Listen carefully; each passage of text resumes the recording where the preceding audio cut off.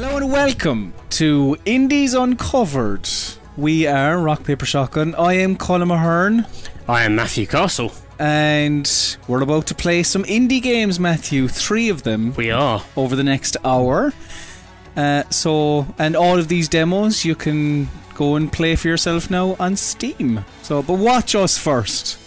Watch us play them and then go download them and replay them. That's the basic setup. Matthew, you're going to start us off. Yes, with The Legend of Tian Ding from CG. Let's kick things off. We are in Japanese colonial Taiwan, in the city of Taipei, I believe, and we are playing as a Taiwanese folk hero who is described as the kind of sort of Robin Hood of the time. Sort of presented as this kind of a quite nice comic book style. It's like a living comic book. I was going to say, I'm getting big Cast Your Mind Back, big Comic Zone vibes here. And I am all about that. Well, I suppose we'll see in just a moment. But this is great. I really like this. Now, please forgive my ignorance, but I am not that familiar with the legend of D&D. Well, neither am I, which I believe that's the playing this game, we will learn about it. Oh, the speech bubbles and everything. Oh, this is good. I like this. Yeah. If you're into your comic book style, it feels like it's like aiming for a particular style. I don't know what it is. It feels so sort of pointed that I don't know if it's going for like a comic that sort of Tony's comic or something. It's And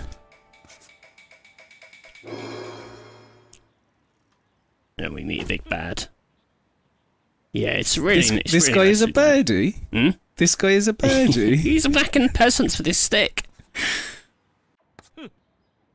Oh no! Ooh, he is cross. We're gonna go through the dialogue quite fast, as we always do, just so we can pay rent. Oh. Yes. Yeah. We're gonna, as you said, go through the dialogue relatively quickly to kind of get to the action. Because it's fun. I was enjoying playing this one before we hopped on the stream. So hopefully I won't embarrass myself too much. It's quite a nice little kind of platformer brawler with some nice little ideas. So yeah, please, if you like what you see, go download the demo and take in all of the story beats. Oh, look who it is.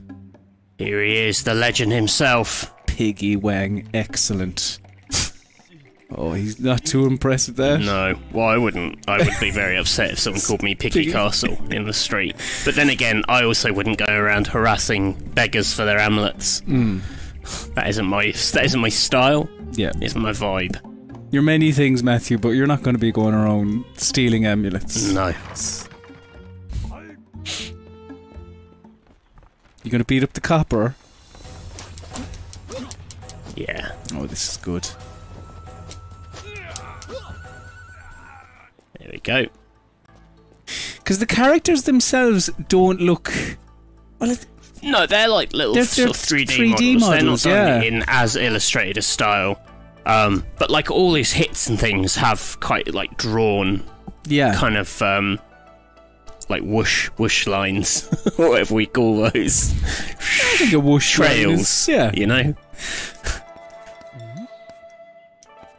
But I like it, the kind of the contrast between the characters and the backgrounds.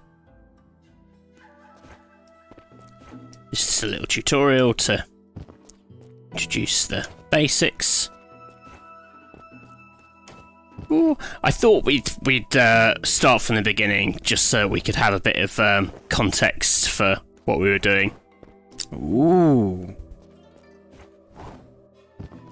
Bit of that. Bit of spider wire. Yeah, this seems up my street. I like it.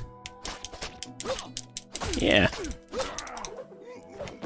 And then we can steal their weapons. Oh.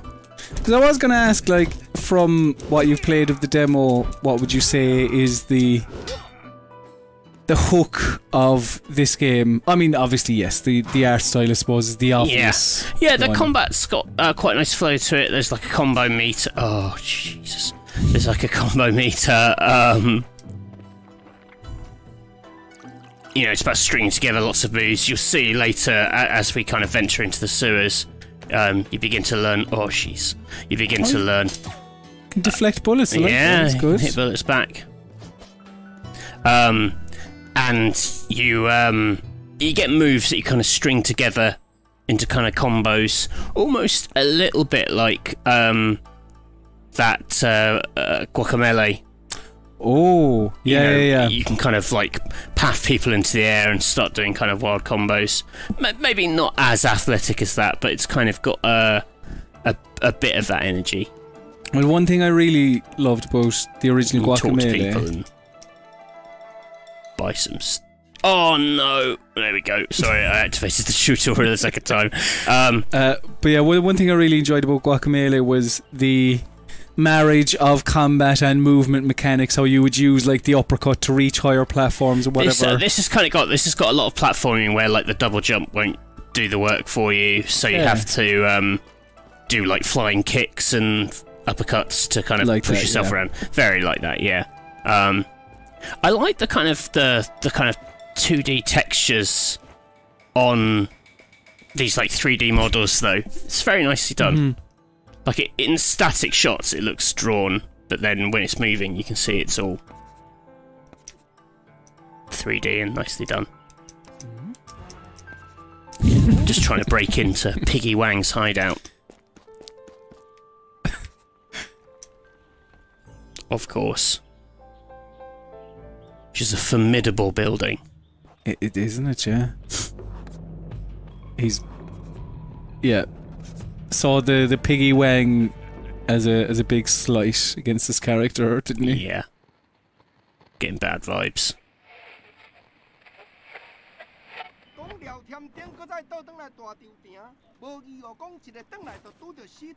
Yeah, it's kind of like it feels like the kind of like the story sort of being told, you know, the legend sort of being told as you play it. Yeah, it's nicely done. Like it just really kind of commits to the style. You know, it'd be very easy just to use it as like a framing device at the start, like it looks a bit like a comic book, but it seems to be kind of like surfacing that stuff throughout. It's nice. Yeah, no, this is impressing me. You're impressed? I am. And you're a impressed. hard man to impress. Gonna break into his house. Oh, the other half lives. God, it's a nice gaff, and in the centre of town as well. Yeah. Paid a pretty penny for that one. Oh, definitely. It's not a Carol Smiley house. That's a Phil Spencer and Kirsty. Yeah, that's not Xbox Phil Spencer for our international audience. Yeah. Although I would like to see him on Grand Designs. I think he'd fit in. Oh, who's this guy? He's the guy who stole the key to the sewer. Son of a nasty person. See what I mean? He kind of like sort of semi-3D kind of as you take to the rooftops. Isn't it? Oh, look at this. He's got all the moves. He's got the moves we want. Oh, he's our master. Yeah. Oh. Even, I mean, very little touch, but like the little sound effects when the speech bubbles come up, the little scribbles and whatever else. Yeah, it's good. Yeah. We've got to go into the sewer to learn more martial arts. Why did he just throw the keys? Why didn't he throw the keys down? I suppose he's trying to teach I believe he's trying to teach us how to jump. How to do a flying, yeah. Rising kick. I mean, you know, nice, I suppose. Yeah. But at the same time, just give me the keys, please. You know? Kind of a learn by doing type. And now hopefully I'm not going to embarrass myself too much in the sewer. By dying a lot. We will see. Is anyone who has watched any of our Indies Uncovered. these don't always go to plan.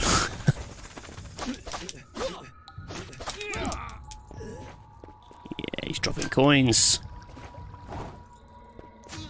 Oh. Just didn't see it. I'm a big fan of this disarm. Oh, and you flung him into the green. And then I jumped into it myself, losing any cred. But yeah, I'm a big fan of the disarming mechanic. That's cool. And disarming them and taking their weapon off them. Yeah. To use against them. Yes, nice. Hoisted by their own pet toad. More green goop. More green goop. So you can sort of paff them into the air and then get going. Or we can just chop them up with their own swords.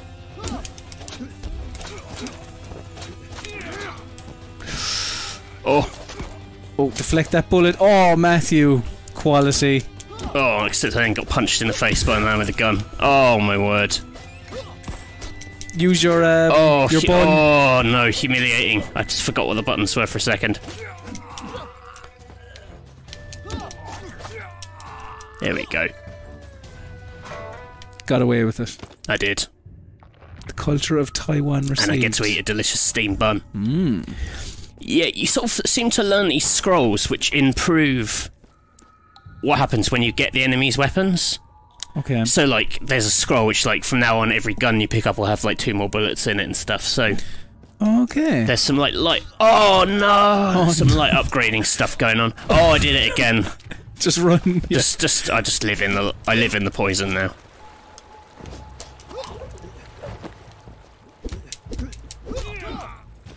And he ends up in the poison as well, where he belongs.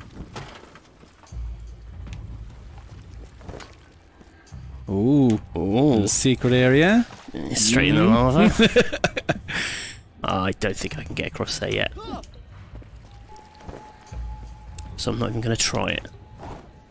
Yeah, stay safe. Yeah. Just want to get some other mysterious scrolls. So I can impress people with my... Oh, what's this? Okay. See what I mean? You start getting into the realms of... Oh, that's good. Oh, nuts. I did not show that off well. I got the general idea though, yes.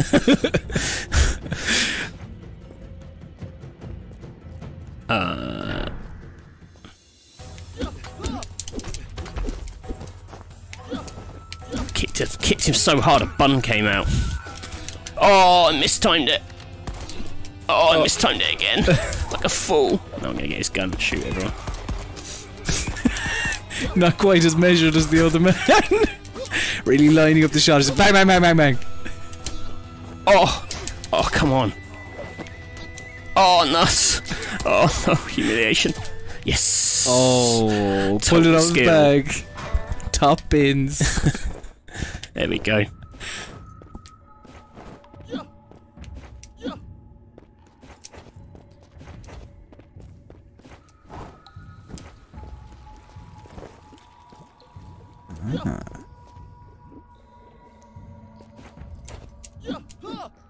Oh, very good. Yeah, you like that? I like that, yep. I'll have that. Yeah, listen. Sorry, nobody noticed. No one noticed. See, like, coins dropped from pickpocketing. Do you oh no! Oh no, I instantly regret this. No, I didn't. Yes! Crazy skills, and I'm gonna eat some steam buns. Do you have a skill tree, or... Yeah. Or... You're sort of learning these fighting arts. Right. Some pretty, like... Wikipedia entries on the history of Taiwan. For those that want. Here we go. Right.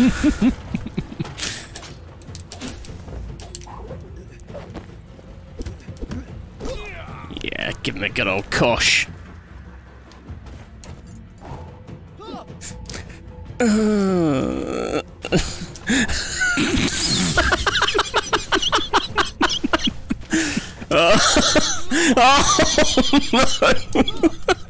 Oh god, I'm so sorry. Oh god. It's alright, again, nobody noticed. But Just... You know, that's fine. it's alright, look, I'm let's still getting my head around the movement of it. focus on how much you're really beating up, just showing up those guards. Yeah. Again, So I'm sure the infamously forgiving internet won't mind. So when you disarm them with the Y button, with the Y button, sometimes I spotted Y will show up again. What is that? Oh, I don't know. You can't. That might just me. I haven't. Or maybe it just means you haven't disarmed them. But I thought I saw it on that last guard. Do you press Y on him? Yes, he says Y again. Oh, I think it's just like a stun. Okay. I want his gun. I want his gun. I wonder if the real Tien Ding used guns all that much. I don't know. Or indeed his scarf to fling people around. Okay, That's that a was a big really boy. bad time to eat some health. That's a big boy. Yeah, but he'll Oh yeah. biff him up.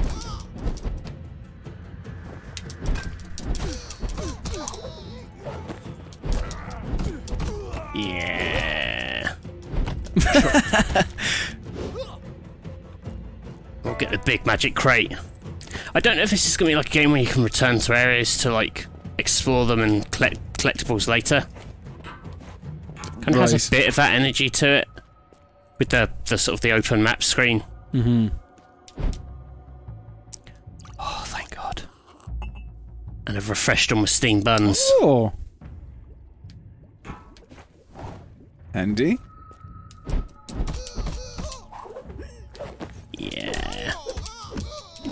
Give me a good old bash with the stick. See if we can get a few more of these powers. How were you meant to avoid that? Yeah. Tricky.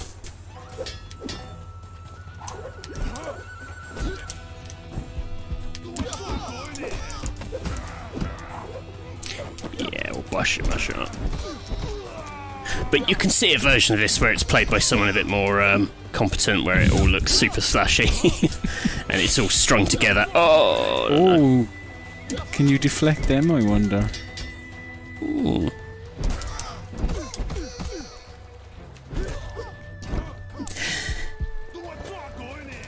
As it is, though, you know, I think it looks good. Yeah. So, Oh, I picked up a... That's the only problem. Some of the enemies have got weapons you don't particularly want, like this rock guy. okay. Oh, actually, that's okay. Maybe I spoke too soon on the rock lobbing. My favourite B-52 song, Rock Lobber. It's good. Thank you. So, references people like.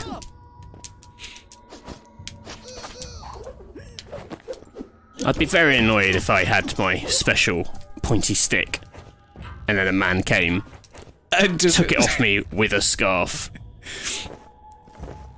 It would be. Oh yeah, and then Soul used it on Destroy. me. Yeah. Oh, good work.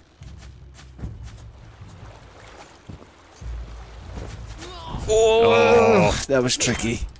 that was clumsy. That was me being impatient. Oh, oh no. my word! So it worked out. Oh, good.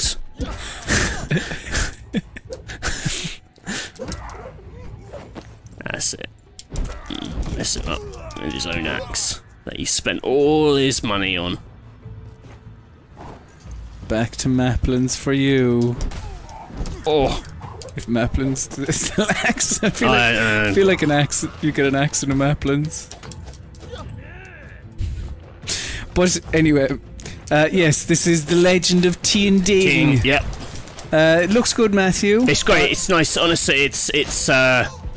I'm just feeling the pressure of the camera, which is why my combat skills are a little wonky. But it's I like that it's got the platforming element to it.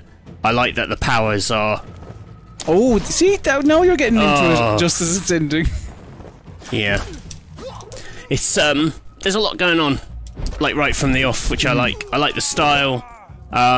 You know, I'm kind of intrigued by a setting we don't see very often, so I'm kind of, definitely intrigued to see more. I'm just sorry we didn't get to Piggy Yang. But yeah, if you want to get to Piggy Yang, go download the demo. But yeah, The Legend of Tian Ding. It's good. Welcome back to Indies Uncovered. I'm still Colin Mahern. I'm still Matthew Castle. Correct, yeah. Yes. Just wanted to make sure. Present and correct. Yeah, we are Rock Paper Shotgun. This is Indies Uncovered. We are playing some independent video games. And the next one I want to show you is Tower Princess, which is made by only a 3-person team. Is it Tower Princess or Tower Princess? I've come for you. I don't know. Well, either way, I've said them both out loud, so I feel like we are covered on that. Yeah. Look, let's get into it. And I'll kind of give you a bit of a gist of what the game is. So this is Tower Princess. You are neither a tower nor a princess. You're this knight with a gun. And they're not afraid to shoot it either. So this is your little hub area. Yeah.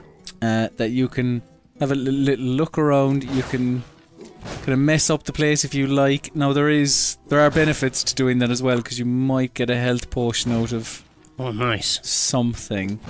Because the hook with this is it is a 3D action platformer roguelite. Okay. So you need to go in and save a princess and kind of get as far into the castle as you possibly can. Oh, is that why it says next above the door? It's like the next competitor. Yes. I don't know if you can... People at home... There you go, you can see it there. And when you... So after doing the tutorial, there's a princess over here. You talk to her. She's like, yeah, I've come to rescue you. But then... You get her so now you've got her as like your companion, and you can use her powers to help. Exactly, yeah. Because she does indeed have powers. Now, when I was playing it, I don't know if we'll get this far in this, but I also saved a vampire prince. Oh, okay. Who had different powers. So, and also when you save any of these prince or princesses, you get tokens. Yeah. Which you can. Sorry for messing up your shop there, pal. You can use with this shopkeeper. Oh, okay. So now the only thing I have the only thing available to me at the minute, is a bit more health. So why not? While we're here, so I'm assuming so if you die, you're back to the beginning. Yes, jobber, but you've got some permanent upgrades if you choose this type of knight. Okay, because there is a swordsman knight as well. Okay. I'll kind of show you. So it's procedurally generated. Oh, I don't like this one because it's all traps. It's quite difficult, and I don't get to show off the princess's powers. Oh dear, can't see. You'll do it. You'll be fine. This floor is murder because spiky spikes. Oh, you're doing all right. Stuff. Oh, you want her teleportation abilities? Yeah, that's true. Watch out. Oh. So let's use the princess's power. There you go. Just lobs a bomb at him. Kind of stunned one of them. At the very least. I mean, you're very up close and personal for a long-range character. I'm trying to get away from them. I'm not judging. I don't want to be a backseat knight. Oh. Well, listen. You had a good run. Well, look. Do you know what? I was doing Babcock. I was doing that on purpose because I did want to show you this. Right. So yeah. That knight, Babcock, is gone. Get out of here. And now we can choose our next knight. So this is what I was on about when surely this other guy's got a lot more health going for him. He starts with a better base health, yeah. And you can see both are level 0, but if you got far enough with one of them, you would level up that type of knight. You don't level up your entire character. I see. So let's try Sir Vigilus Tempest. Let's do it. None of these characters have specials or anything like that at this very early stage. Yeah, same thing, just swipey sword. And when you get far enough, like this opens up I think it's a weapons bench. Okay. There's something else over there. Classic hub work. Yeah.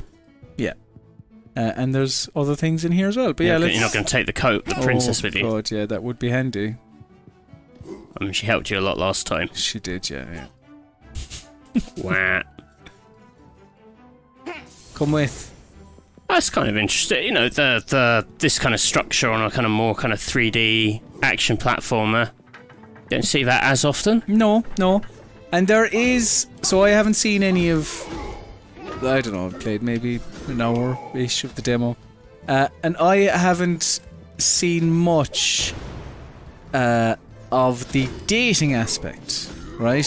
There's a dating aspect. Well, I mean, apparently there is... you save these princes and princesses. Yeah. And you can then take them on the perfect date. Quoting from the website. Now, I don't know if the perfect date is this, you know. This is my idea of a perfect date. And killing a fire imp. While my date chucks balls at it. Perfection is, killing this dragon that is at the end. But so yeah, I don't know if there is any sort of. I'd be a bit miffed if I was the princess who gets dragged along because you're trying to save a better princess. Yeah. Like, what's that all about? It feels like hedging your bets, doesn't it? Like, you'll it's like, do come for along, a where are we while. going? I'm trying to find an even better date than you. But you'll do for the time being. So, calm down. Yeah.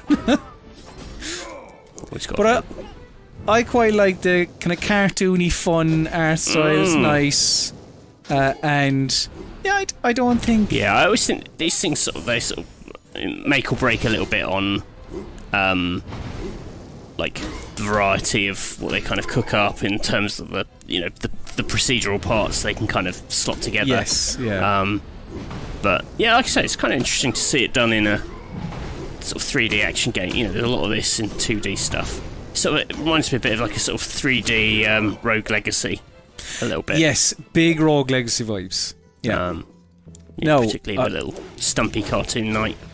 I mean, that Rogue Legacy obviously adored, but no, I didn't mean to talk to you, Princess. Sorry. Maybe that's the date. So reveals the princess room on the minimap. Oh. Because there are these. Oh dear. This looks like a combat arena, or is it a platforming challenge? I'm not too sure, but through that door with a big key lock. I have a feeling I won't be able to go any further because I don't have a key. Oh dear.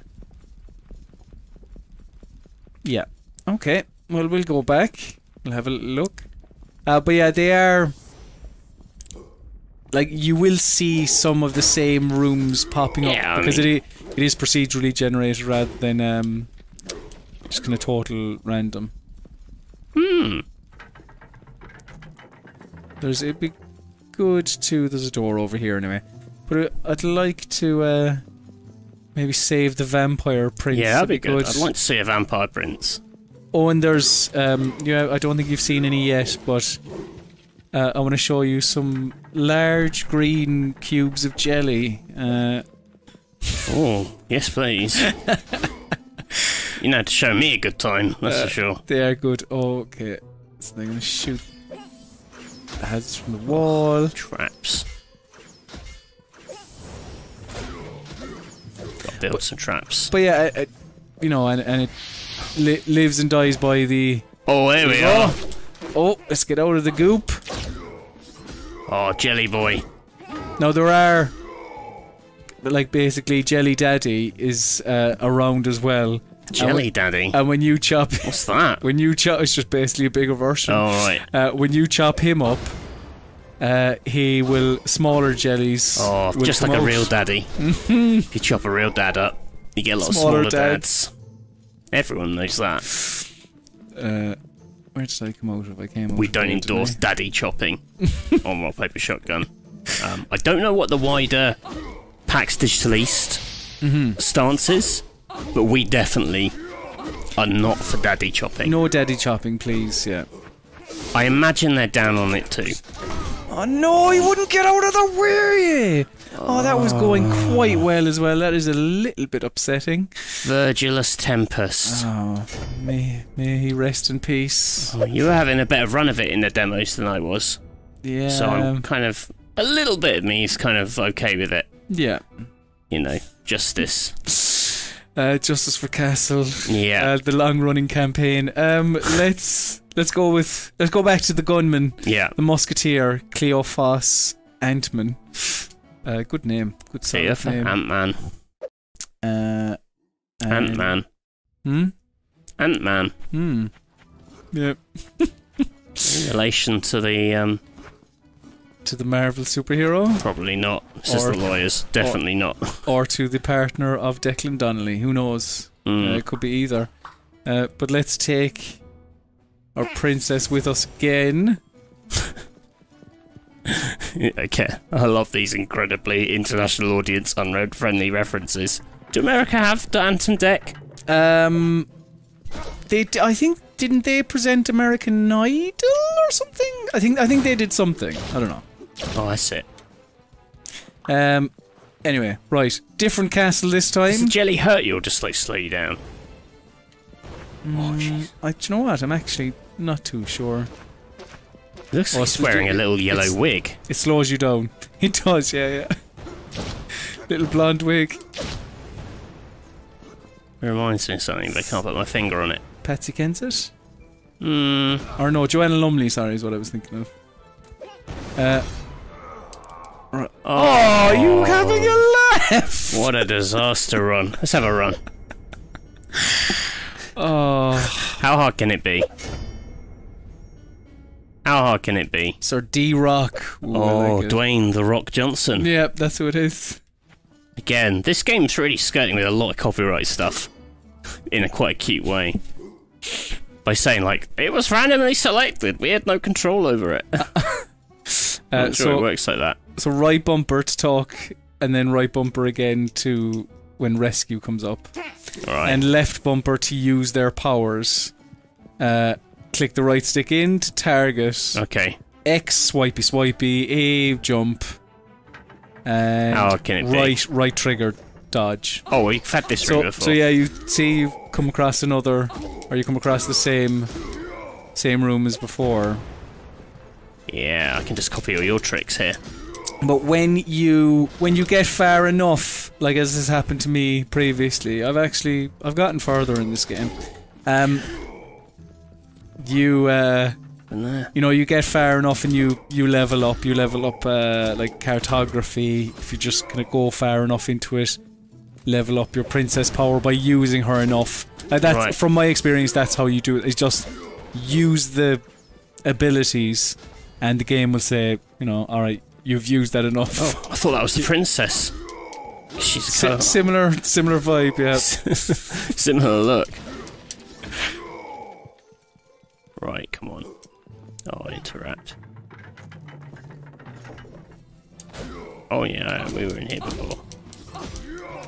You got a dodge, or? Yeah, right trigger. So you get...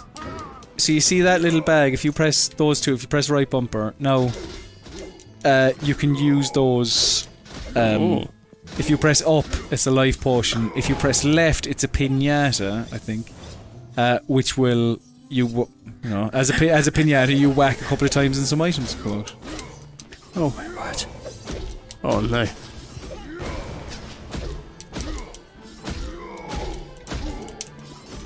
Will-o'-the-wisp. Oh, I've got quite a lot of stuff going on. Green jelly slugs. There you go, I've got some wisps. That's me dead. That was a good run. So, Dwayne The Rock Johnson, R.I.P. Rest in peace. You lived a good life. Yeah. But you didn't save the princess. No, sadly not. Sadly not.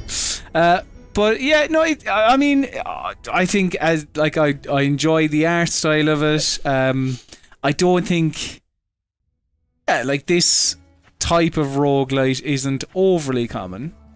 Like as you mentioned a lot of the time, it's either 2D or it's kind of a lot more fast paced. Like this feels like a bit of a throwback.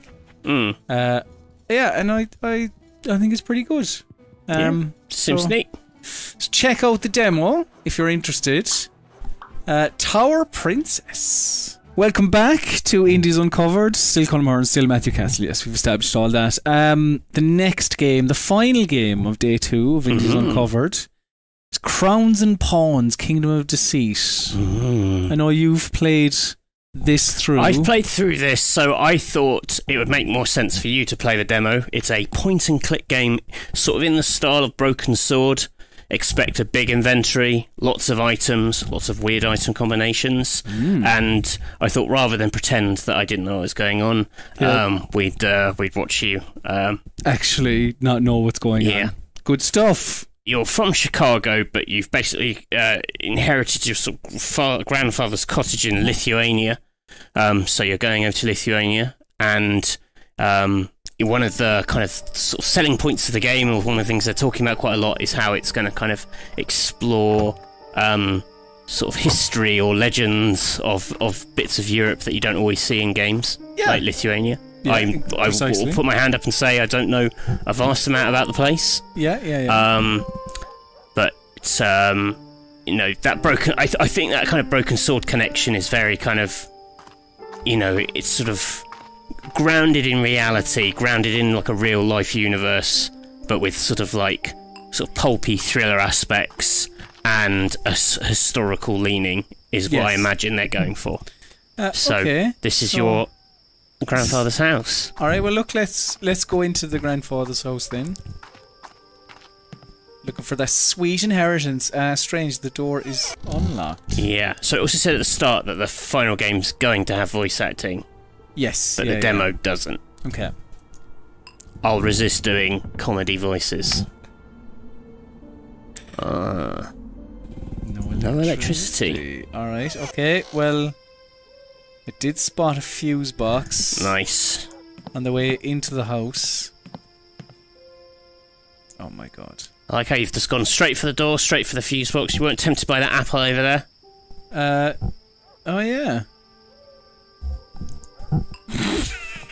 Alright, I'm going over to the apple then. I'm a bit, I don't know, do you play a lot of point-and-click games? Not loads. Oh, I loved them when I was a kid. Like, growing up on, Monkey Island, Broken Sword, all that kind of stuff. I'm a bit of a, just like, strip mine everything for every item I can pick up. Like, get it in my inventory. So, I have keys that I'd imagine would open the fuse box. Excellent. Wow. Happy enough with that. Oh, for God's sake. The negatives must be separated by at least 2 others in between. Yeah. The positives have to be separated by at least 3 others in between. Adjacent switches can't be the same. Alright. I might, in the interest of time, have to ask for some help, but let's just try first. So negatives must be separated by at least 2. So 1, 2. Positives have to be separated by at least 3. Alright, well, so negative, neutral, neutral. Hold on. No, because you can't have 2 neutrals next to each other. Yep. Mother. The negatives must be separated by at least 2 others in between. Hold on, so it'll be neutral. You're going to run out. You're going to run out, though. I think if you start with a negative or a plus, and maybe work your way from there. Okay, well, maybe plus. So, need to be separated by at least 3. So, 1, 2, 3. Plus. Negative. Yeah. Neutral. Plus. Negative. That's it, is it? Nice. Oh no, it wasn't. Oh, no. I thought that was a sound of success. Negatives must have at least Plus. 2 others in between. Matthew, if you know... Go. Try negative plus. Negative plus. Neutral. Negative. Neutral. Negative, neutral, plus. That feels right. The warm hum of success. Thank you. What, in what world are fuse boxes ever like that? Yeah, I know, yeah. Actually, maybe the world would be more... Maybe the world would be more exciting if it was... like... you know... puzzles embedded everywhere. It might be more exciting. But, oh, Matthew, what's happened here? Footsteps, thuds. Oh. Right, so somebody's broken into my grandfather's house. I'm seeing all the things I want to stick in my pockets. Okay then. So... Take a look at that pot. But there's no hand icon, so I can't grab the pot. Yeah, though sometimes there are things where if you look at them, you pick up items inside them, so it's not always. So, a lighter. Alright, handy. What else can we... cupboard we can interact with? What's in there? Some batteries and a bottle of kerosene, alright. Okay. Oh yeah, your inventory's filling up. We're gonna light this puppy on fire. I like it. Yeah.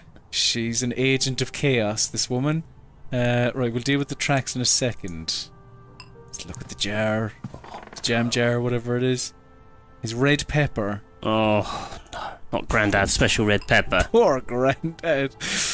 Grandad's dead, isn't he? He is, yeah. You've inherited his house, so... the state of his pepper is the least of his worries. Fair. Yeah. Books, no fiction, architecture, religion. Grandpa sure enjoyed reading. Anything in the bookcase. Okay. That's an interesting sink. It is an interesting sink. It's got like a water tank on the sink. Wooden thing. Maybe that's a Lithuanian thing. Maybe. Yeah. Right, I think that looks important. Stick your hand down that crack.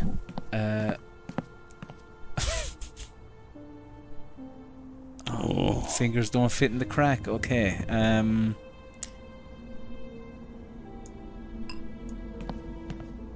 you try the door?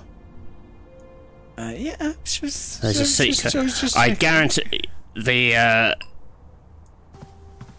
When I saw that paper under that door, I thought that's going to be the old stick the paper, plonk the key out. I've done that in about 5 million point-and-click games, but that isn't what's going on. That isn't what it is. Okay. It's blocking it. Alright, hold on. There's a page up here. There's a page we can get. Oh, nice. Click them back pages. They'll obviously become important in a while, but not currently. Right, let's go outside. Yeah. See if there's a back door. There is a window, actually. Oh, and that's where the crash came from. Somebody broke the window, for God's sake. Probably kids. Terrible kids in the neighbourhood. But you're dead Is this a bad neighbourhood? It looks quite a nice neighbourhood. It does, yeah. Yeah, but you know, it's probably still youngsters getting up to no good. Right, what's in the torn mattress? Werewolves. Werewolves in the mattress? No, it looks like there was a werewolf transformation. You know, in films where there's a werewolf den, it's always like that. Another blank page. I don't think that's the vibe of this game, though. Blank page in the mattress. Maybe there's a Lithuanian werewolf legend. Perhaps. Bottle of invisible ink. I remember exchanging secret messages with my granddad when I was little. Okay. Right. And a piece of string. Oh, yeah. That might come in handy. What's that thing on the floor? Next to your left. A metal detector? Yeah. So I shouldn't play act that I don't know what it is. So, I wonder what's that thing? Yeah. Your left foot. A walkie-talkie. Oh. Oh, I wanted to go around collecting stuff. I'm not ready to talk to somebody yet. Who is this? What? Who is this? Oh, listen, don't play dumb with me. Pretend to be from Interpol. Yes. Classic. Put the fear of God into them. You must be a great investigator. I don't think they're buying it. No. Brilliant. Then be a good pretend cop. No, he didn't buy it. Track down the things that belong to me. And who are you exactly? What are you searching for? How did you know my name? What are you looking for? Don't act stupid. You were saying you came all the way from the USA. He knows all about you. He does. He's food fall for that. Maybe it's Grandad. I'd send over my soldier. That would be a twist. Just hand over the documents to him. What documents? The blank pages? Oh yeah. But I don't have any documents. I think you are not aware of the gravity of this situation. Miss I'm Milner. not. Oh yes. Some sack. Come on. Screw you. Screw you, creepo. That's all you're getting. Who the hell uses a radio these days? Not going to take too kindly to that, I'd imagine. That's some classic sass. Right then. There's a big old chest here. Surely something good in that. Okay, if there is, we'll never know about it. It'll turn to dust. An old book. It's that old. It'll just disintegrate. Right, toolboxes normally have some good stuff. Oh yeah. Old broken garden shears, a nut, and nothing really interesting otherwise. Let's take a look at the state of your inventory right now, because you know There's probably a lot going on. Oh yeah. Come on. There is an yeah. That's like catnip to point and click fans. All of that, you're like, I'm going to stick the invisible ink on the metal detector. I can get those shears and maybe chop a battery in half. Batteries, yeah. That's good. Okay, well, I'll deal with them in a second. I like that. I'd say this is, from what I played of it, is like more the sensible end of like item puzzling, right? Which I kind of like. It's not too kind of like, you know, stick the cat hair to the comb to make a fake moustache kind of. Yeah. Now I spotted the oil lamp. Surely would be yes. Oh yeah. Which, to your point, makes sense. Yeah, kind of practical. Yeah. And my lighter. Nice. No. The paper. Let's just burn Granddad's house to the ground and claim the insurance. You did see some invisible ink. Could claim the insurance. It's a bust. It's okay. It's a bust. There's nothing happening. Oh, 3 of 3. So hang on. Okay, I need some pages. All right. Yeah. But I know what I'm up to. There's one on the table. Oh, there is. I didn't see it. So I have. That said 3 of 3, and 2 of my pages were worth nothing. Yeah. Which implies to me that there are 2 more. Yes. Well, 2 including the one I just collected. Yeah. Where would Grandad have put a page? In the post box? Oh, maybe. Maybe. You're a pro. Where do blank pages go? In the post box. Yes! Get in. Alright, let's go in and see what secret message... I think if you double click, you fast travel. Oh, I do. I do. Thank you. That's what I like. I like it when point and click games do that. So... let's try and not burn the house to the ground and reveal the secret message that Grandad's left for us. Right, so there's one of... Right, that's nothing.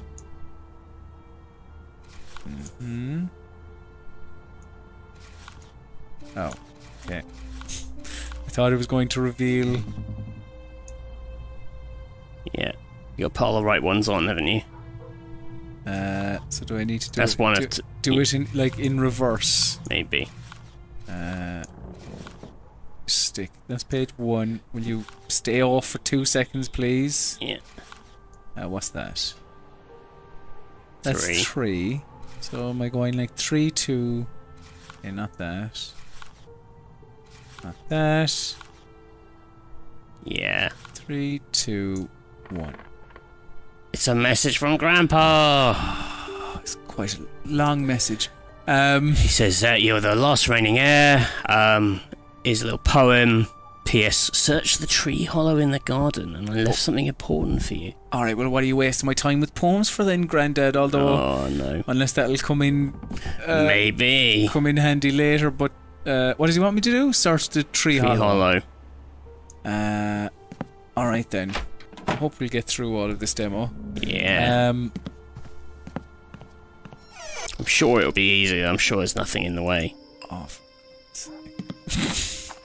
Oh. It's Sosnowski's hogweed. It's some flowers. However will we walk past them? Alright, well that's where my garden shears come into play. Which are broken, yeah. Yeah, I forgot that. Uh-oh. Okay, what's around here? Do you know what I haven't used, Matthew? Do you know what I bloody haven't used? It's my metal detector. What could I use that on? He's in your garden. Seems like it's the only... I mean, I suppose I could use it on the snow... It has no batteries. Fair enough. Stick the batteries in. Oh, now you're talking. Now... Let's see if we can find... Oh, yes. What have we got? Mark the spot. X marks the spot. You ain't got anything to dig with, though. Off. Right. Oh, look at this! Yeah. Nice one. Classic. I didn't spot that a while ago. Alright. I like how dense it is. It's really, like, just this one little area has got loads of items and loads of puzzles in it.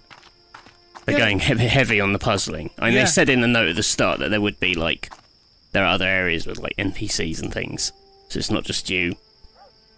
Sort of, like, doing a lot of, like, inventory juggling. If that's the impression the demo gives, is it's like this very sort of puzzle first, kind of just you, no talking.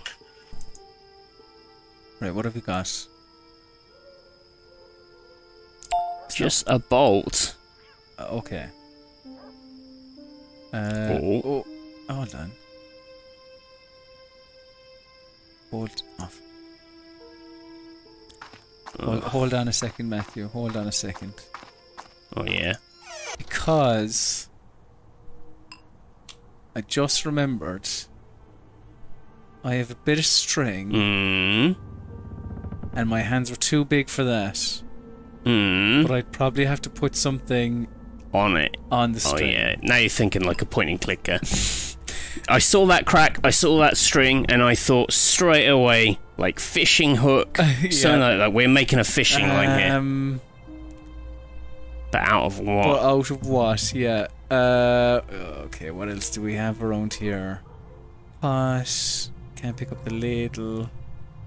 There's nothing in the books. Ooh. Oh. It's quite hidden, that. Oh, it is quite hidden. But yeah, I mean, straight away you're like, yes, of course. Alright. Magnet on a string. Classic song. Let's go fishing. It's a nut. It's a nut. Oh, great. Oh. Okay. So we're going bolt, nut. No, shears. Oh yeah, now we're talking. I think you don't. I think that nut's just a red herring. Oh, okay. It means nothing at all. Very good. Right. Okay. Yes. I think that's everything then. So I mean, listen, there'll be a new PAX digitally stream in like 10 minutes. So if you didn't like the state of that, well, come on. I'm gonna try and.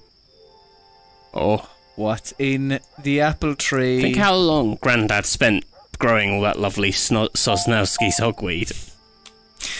What did I get? Some documents. Alright. And that. And a wooden box. In the interest of time, Matthew. I think. Look at the poem. Granddad's poem. Granddad's poem. I have to go back into the house. You have to go into the oil thing. Alright, okay. Let's have another look at Granddad's poem. And hopefully be able to do this. Right. So, some words jump out. Horseman, crown, tomb, sing, and king. Horseman, crown, tomb, sing, king. If you open the inventory, you can do it from in here, so you don't have to. Yeah. So, horseman, crown, tomb, king, sing, king. Or sing, king, is it? Yeah. Another blank piece of paper. What's that? A message. I don't know much Latin, but the title says The Curse of the Crown. Dun dun dun. Huh? An unknown number? I really hope they don't get you to do the voice acting for this. I don't take screw you for an answer, oh don't you? How the hell did you get my number? Who are you? Who are you? Who are you? Oh. How'd you get my number? Oh, he knows many things. It's just, I mean, yeah, he's not wrong. Do you have what I asked for? Don't owe you anything. Temper with my patience, Miss Milda, and suddenly it ran out. I'll be, oh dear. Alright, well in that case, I don't want to be, can I help out the window? Oh, nice. Right. Get in your car. Get the hell out of there. Hold on, I'm very nervous. Can I? I can hold it in. I don't know. I wouldn't be able to. I'd be like, oh no. Yeah, I honestly don't know if I can. It's a nice place though that you've inherited. Oh, I mean, yeah.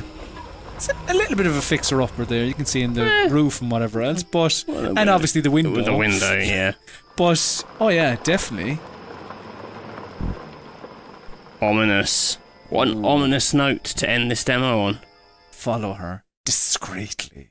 Ah, right. I like that. There we go. That was good. That was good. What was it? Crowns and pawns. Kings and pawns? Crowns and pawns. I believe it's crowns and pawns, yes. From Tag, was it? Tag of Joy, Crowns and Pawns, Kingdom of Deceit. If you've watched that demo, that is the demo that's available. But I enjoyed that as an adventure game aficionado. Oh, well, yeah, I like this kind of stuff. I like the sort of real world setting, the sort of broken sword thing. I mean, like, I'll basically play any point and click game that there is. So yeah, I'm up for seeing more. Learning a bit of a Lithuanian legend. Yeah, indeed. So that wraps up day 2 of Indies Uncovered. Thank you very much for watching. We will be back again tomorrow to play another 3 indie games and kind of round out this year's Indies Uncovered. We will see you then. Yeah, thank you very much for watching. See you tomorrow. Bye-bye.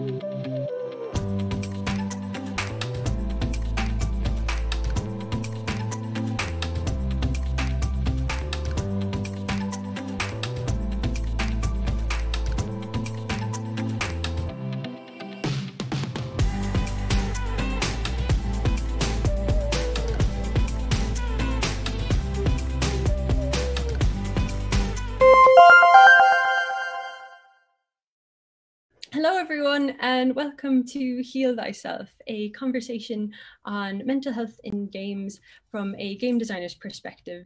We're going to be talking a little bit about what kind of catharsis and reflection is available to game designers when they are using mental health themes or personal stories in their work, how to handle mental health themes in a way that's safe and healthy for the person telling the story, and also in a way that's safe and healthy and respectful to the players, and also just the general mental health highs and lows that come from making a game and putting a piece of personal work out there into the world, whether it's a mental health theme or not, because whether it's a deeply personal narrative driven game or whether it's just like cyberpunk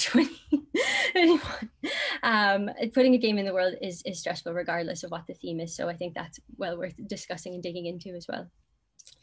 The title for this talk comes from the well-known gaming convention of healing or picking up health. I saw on the Gaming the Mind Twitter recently, might have been as far back as May, but someone had shared a screenshot from Psychonauts on mental health absorbed, and someone had commented like, oh, if only it were that easy. And the other inspiration for the name is the saying, physician heal thyself, which means if you're so good at giving advice, why don't you take it yourself? And that was a thought that I had many times during the development of my first game project, A Hero's Guide to Gardening, with my company, Tea Creature Studios. By the way, my name is Rachel Clancy, and I am a game designer with a very small two-person studio called Tea Creature Studios. I'm the co-founder with my partner, Ida. And as I mentioned earlier this year, we released our first title, which is A Hero's Guide to Gardening, which is an interactive narrative game, kind of a playable comic book that aims to introduce young players to mental health themes. And it was our first game. We are a very new development team, and that came with its own kind of stresses, the uncertainty of doing something you've never done before. We were supported by the Sky Women in Tech Scholarship, so there was this kind of expectation around putting it out there and having people see it, and having the people who funded us wanting to do something that was worthy of their acknowledgement. And then on the day of the launch, I made the classic mistake of pushing the final version of the game to the App Store with a game-breaking error. And so my launch day was just sat kind of watching a car crash happen that I couldn't do anything about. And just the overall stress and strain of it, I should have drawn on the mental health themes in our game, because we talk a lot about dealing with setbacks, dealing with developing resilience, learning to ask for help, not beating yourself up when things go wrong. And I should have done a bit of a physician heal thyself when it came to dealing with those ups and downs. And one other kind of factor that that came into thinking about this talk was about two years ago now, Sashin and I did a panel for EGX on mental health in games, and afterwards there was a Q&A section where a member of the audience asked about a game that they were working on, where they were kind of telling a personal story about anxiety and depression, and they said that they were struggling with kind of some of the feelings that were being brought up, and that kind of sparked a discussion in the panel about, there's no obligation to draw on personal material if it's like not healthy for you, and that making a game in dealing with a personal narrative, it should be cathartic and a tool for reflection. But if it's getting to the point where it's hurting you, then there's no shame or harm in kind of walking away from it. And I thought that is an interesting topic in terms of how now people are really embracing games as a storytelling medium for mental health because of some of the amazing things that games offer as a medium for storytelling. But maybe people out there are thinking, oh, I would love to tell a story, but I'm not sure if I'm ready to, or I don't know how to do it, or I feel vulnerable telling a story in this way. So without further ado, I'd love to introduce our lovely panelists, the first of which the aforementioned Sashin Shah of the organization Gaming the Mind. Sashin, would you like to introduce yourself in your own words? Sure, now I need to think about it. My name is Sachin Shah. I am a mental health doctor, and I am a founder and trustee of the charity Gaming the Mind. And our goal is to improve the mental health of people within the gaming community. And so that is gamers, and that is people who make games, and trying to raise awareness and reduce stigma so that everyone's able to have that open conversation. We believe that games have the potential to be really good for mental health, and so we like to champion that within the gaming community. Wonderful. And my second panelist is my friend and tutor, Federico Fasce. And I had to do a little check to make sure I was saying the name correctly beforehand, but Fede, would you like to introduce yourself? Hi, yeah, I'm Fede. I am a teacher. I teach at Goldsmith. I run a program in independent games and playable experience design. I'm also a game designer. I work quite a lot on personal games because it's both a thing that I like to do. It's my area of research right now. I'm doing a PhD about that as well. So yeah, I kind of like work on that sort of area. But I also do game design consulting and tutoring for students and people that want to go into the game industry. So that's me. Fantastic. And as I mentioned, I was your student back in 2018 to 2019. Yeah. Initially, you were the co-course leader with Phoenix Perry, and then you went on to take over the course for independent games and playable experience design. And I, as your student, I think you championed the approach of really kind of challenging what are our preconceptions about what are the what a game can be for, the kind of dichotomy between a fun game versus an entertaining game versus a game that's used to convey kind of a powerful story. And I just wanted to ask, as a kind of introductory question, what do you enjoy about being a games teacher, and why did you move your practice towards teaching? I think it kind of happened, but if I have to think about myself, I always been a very curious person, trying to understand things, and games are my main interest, so it goes naturally there.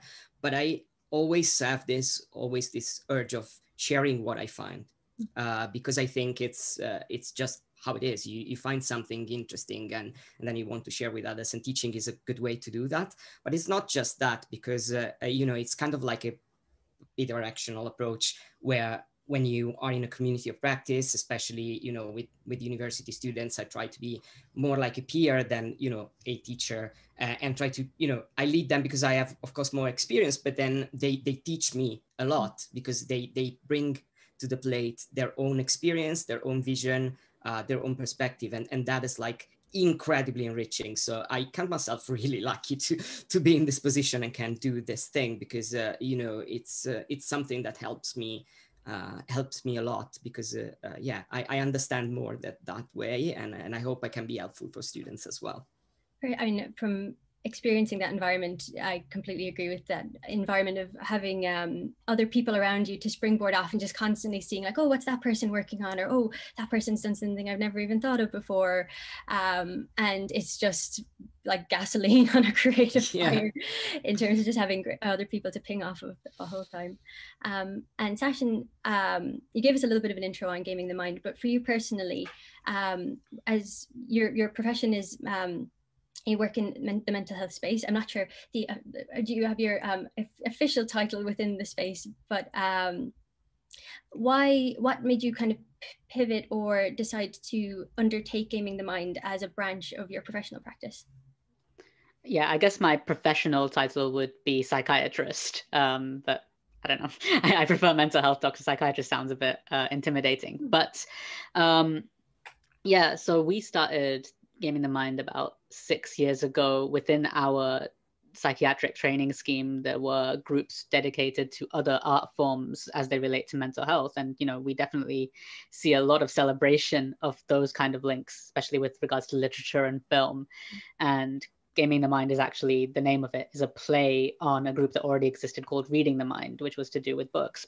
And we thought there is plenty of association within video games and mental health as well. And we want to look into it and see what links there are in both directions. So one thing that our group was interested in was how mental health is represented within games. And the other side of the connection is how video games can influence mental health. So you see a lot of talk nowadays about therapeutic gaming, but also how to play in a healthy way. So there was certainly lots of things that we could talk about. And the thing about then becoming a charity was that we were finding these conversations that we were having were great conduits or lenses for everyone to understand mental health. And I think we've got an audience or a target audience of people who maybe aren't reached by traditional mental health messaging, say from the NHS or from other charities. And we think, okay, well, let's talk about it through the medium of games and see if we can get people to relate in that way. And so we found it a really useful tool to reach out to people and raise awareness of mental health through talking about how games address it or how game makers are affected by it. All these different things get you thinking about mental health and how it might affect you. I think to your point on reaching people in a form they might not have been previously reached, I was thinking about the pop-ups that Gaming the Mind has had at gaming festivals. I think they're called Save Point, where you sort of set up these sort of like low sensory chill out spaces where if people are feeling like overwhelmed from kind of the hustle and bustle of the kind of convention floor, that they can come, and there are your volunteers are there, and there's also kind of mental health resources there. So even if a person is kind of just entering out of curiosity, they're going to come into this space which they possibly didn't expect to find at a gaming festival, and then get that kind of mental health education. Yeah, I need to shout out the Australian charity Checkpoint, who also do great mental health messaging through video games. So they were running checkpoints over in Australia and also, moving over to America. And we thought, let's work together, and we used their expertise and a lot of their know-how and also a lot of their material help to start doing this at EGX back before it was virtual. And we did it because we saw there was a need for it. Like EGX itself, not Rezzed, but EGX takes in about 80,000 people in a week.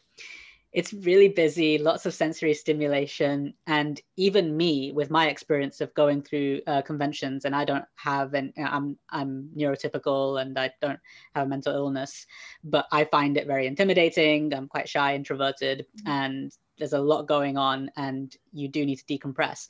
And it's not so easy, actually, just to sort of find a space on your own and try to chill out, because there's a lot of social connotations to that as well.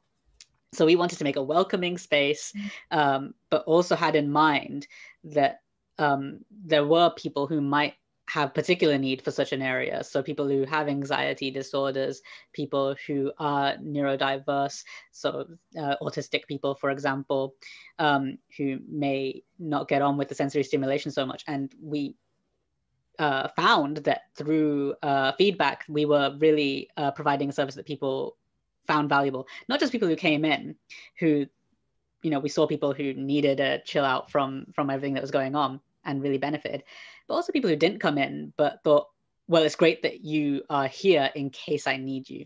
So yeah, we really thank Checkpoint for helping us set that up, and it's been really valuable. I think there's, in neurodiversity and in kind of disability activism and advocacy, there's the idea of like the curb principle, in that if you put provisions in place for a group that really need it, for example, having a low sensory area for neurodiverse people, that it will go on to have benefits for everyone who uses that space. I think that's a lovely thing that comes through in what you're doing with Checkpoint. I'm going to go back to Fede, and I'm going to ask,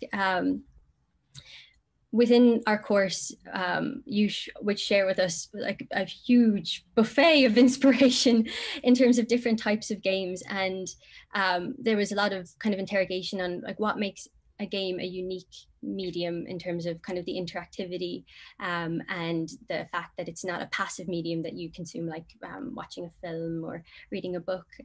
What would you say would be kind of some of the top things that games offer in terms of telling a mental health story? Well, I think a thing that comes back to me constantly, it's really the fact that when you design a game, what you're doing is actually designing a space, and this space has some rule. In this way, it's very similar to architecture. because you have like some things in architecture, you have materials, you have shapes and stuff, and you create an experience. And I think the digital space, even when you are doing a narrative game, when you're doing like a branching narrative, what you're doing is actually designing a space for people to explore and be in. And just the fact that you are in that space and you experience those rules, you experience how the space works, it gives you a different perspective, because it sort of enacts a dialogue between you and the person that has created that space. But that dialogue comes into this sort of weird liminal thing where it's not given that you are you are taking everything from that. You are making your own experience in a way. You are negotiating that meaning on your terms, which is, I think, really, really powerful, and puts like you and the person who has conceived and created the game in this really strange relationship and connection. But that is very powerful as well, because it's less unidirectional, but it's more an exchange, because you are inevitably bringing your own experience and your own perspective. And it's also like a little lab where you can experiment something that you don't know, or that maybe you have a different perspective about something and you can experience it in a different way. You can, especially there are many games like multiplayer games and stuff like that are really, really amazing identity labs. You can experiment a different identity and see how you work in that sort of world. And the rules, the way the game space works, is what allow you to do that.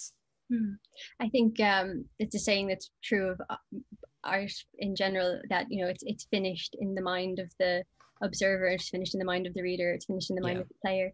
But because of the inherent interactivity of games, that kind of, I guess you call it like the emergent quality of like, you can make something and give it to people and you don't know what they're going to do with it. And for something that might be a deeply personal experience, watching how other people have unexpected reactions to it can be very moving. And I remember showing the game Human Vacation Bureau, which was at the at Rezzed, where I met Sashin back in 2019, and this game where you are able to basically you play as a soul who's booking their next vacation on Earth, and you have to choose what kind of life you want to have, or what kind of life events you want to have. And it was I was always nervous about bringing that game and bringing the other game, Get Closer, aka Sad Frog Simulator, into that space, because they are quite tender and sensitive games. And we did have some players trolling and being like, I just want to make this frog as depressed as possible. I'm going to do the like absolute depths of sorrow speedrun. But then watching people play the game and kind of use particularly Human Vacation Bureau of like, oh, I didn't get to do this in my life, or my life is limited by such and such kind of physical constraints and I've never been able to do this or that.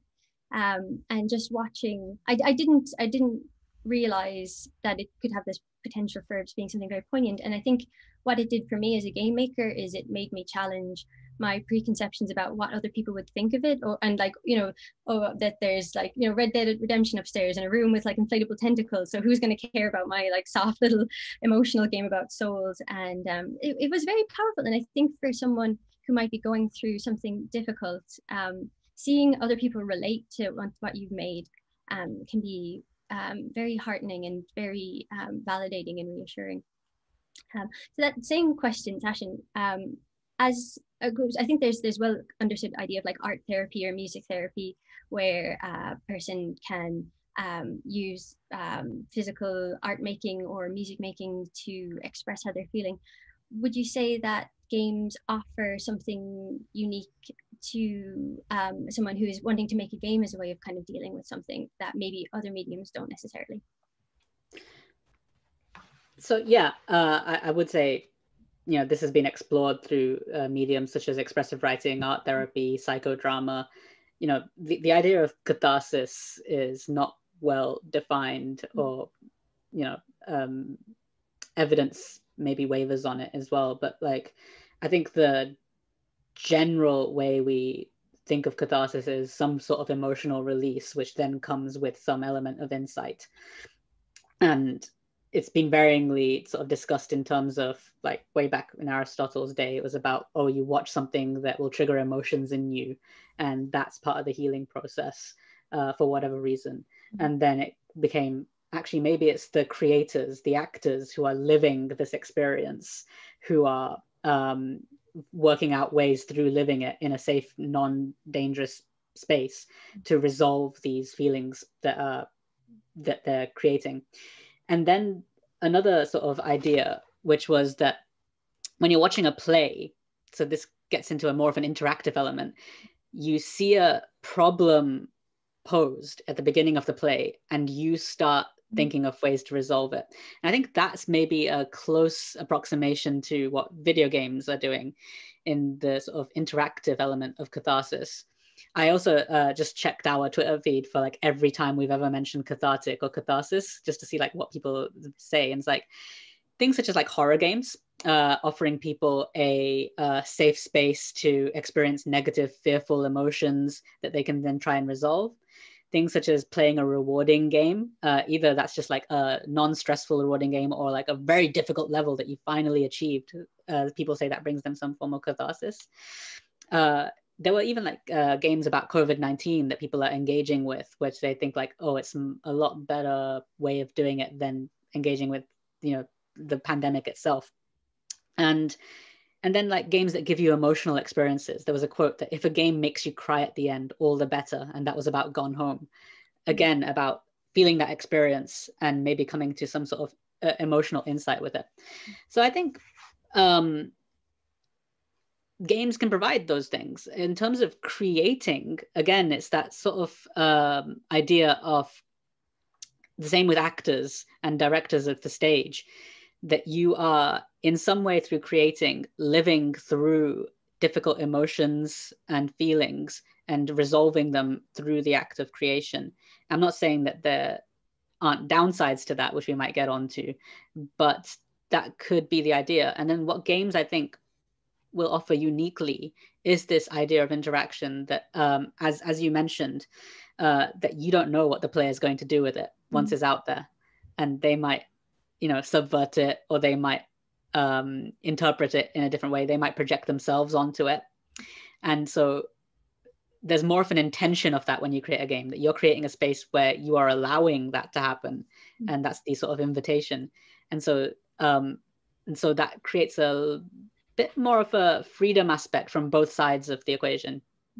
That room for something might happen that you haven't planned for. And that there's a potential to be surprised by the outcome, perhaps.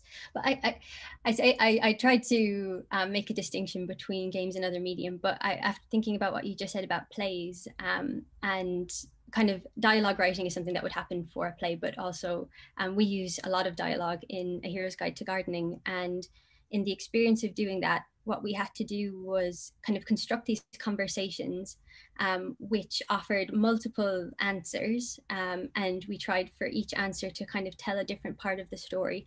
So we had to kind of go through the process of imagining what someone's misconception about a particular issue might be. For example, in one scenario, one of the characters is very anxious that her garden is being overtaken by weeds, and your player character is very dismissive, and she's trying to say, like, don't worry about it, like, you know, stop stressing, like, it's nothing to be afraid of, and not acknowledging how the other person is feeling. So we had to go through this process of like, okay, what are a bunch of kind of different ways you could dismiss someone's feelings, and then from that have the second conversation where the character becomes a bit more sensitive and a bit more empathetic, and kind of digging into what the nervous character, why they feel that way, and then trying some different approaches to what might be a kinder, more understanding thing to say. And I suppose that kind of having to really look at a problem from all different angles, imagining not only how you would like to be treated, but also how someone might misunderstand you versus how someone might be able to do something better. And just a lot of kind of ruminating and meditating on that subject, I think, was something that I hope I will remember again in the spirit of healing myself in the future. But yeah, it was a great kind of very intensive meditation on different feelings like anxiety or sadness or fear. So again, on the subject of making mental health games, Fede, I remember at one point during our time on the course, and I've just flagged that this is a bit of a content warning, that it's just a mention of kind of suicide or suicidal ideation, but one of the students had come up with an outline for kind of a piece of like live action role play type game where you would be reading someone's diary and kind of going through clues. And at one point you would enter a room and there would be like a noose hanging and some diary entries around the idea of suicide. And I remember the student kind of sharing it with the class, and then the class having a discussion that that some people found this a bit insensitive and a bit kind of triggering and a bit provocative. But at the same time, there was also the counter argument of like, this is this person's story to tell, and who are we to say that they can't tell it? And yeah, I just wanted to ask about the idea of kind of being sensitive to particularly kind of painful issues like things like sexual assault or like serious mental illnesses. And what advice would you give for someone who wants to bring this into their game but is concerned about how it might be, how to do right by players in terms of handling them? Yeah, that is actually a very interesting question that came out this year as well. I think there is definitely, it's a delicate area. Well, I would say first of all, the work that you do as a game designer doesn't happen in a vacuum. So it's really important. It's always extremely important to not keep it to yourself until the end, and try to show it to people, try to talk to people about what you're doing and see, different perspective. And of course, if it's your story to tell, I would say trying to be honest about that, trying to be really, really, upfront. And maybe if you feel like there are parts of the game that can be too strong, one good thing is the use of metaphor. To kind of like overcome that and tone it down a little bit.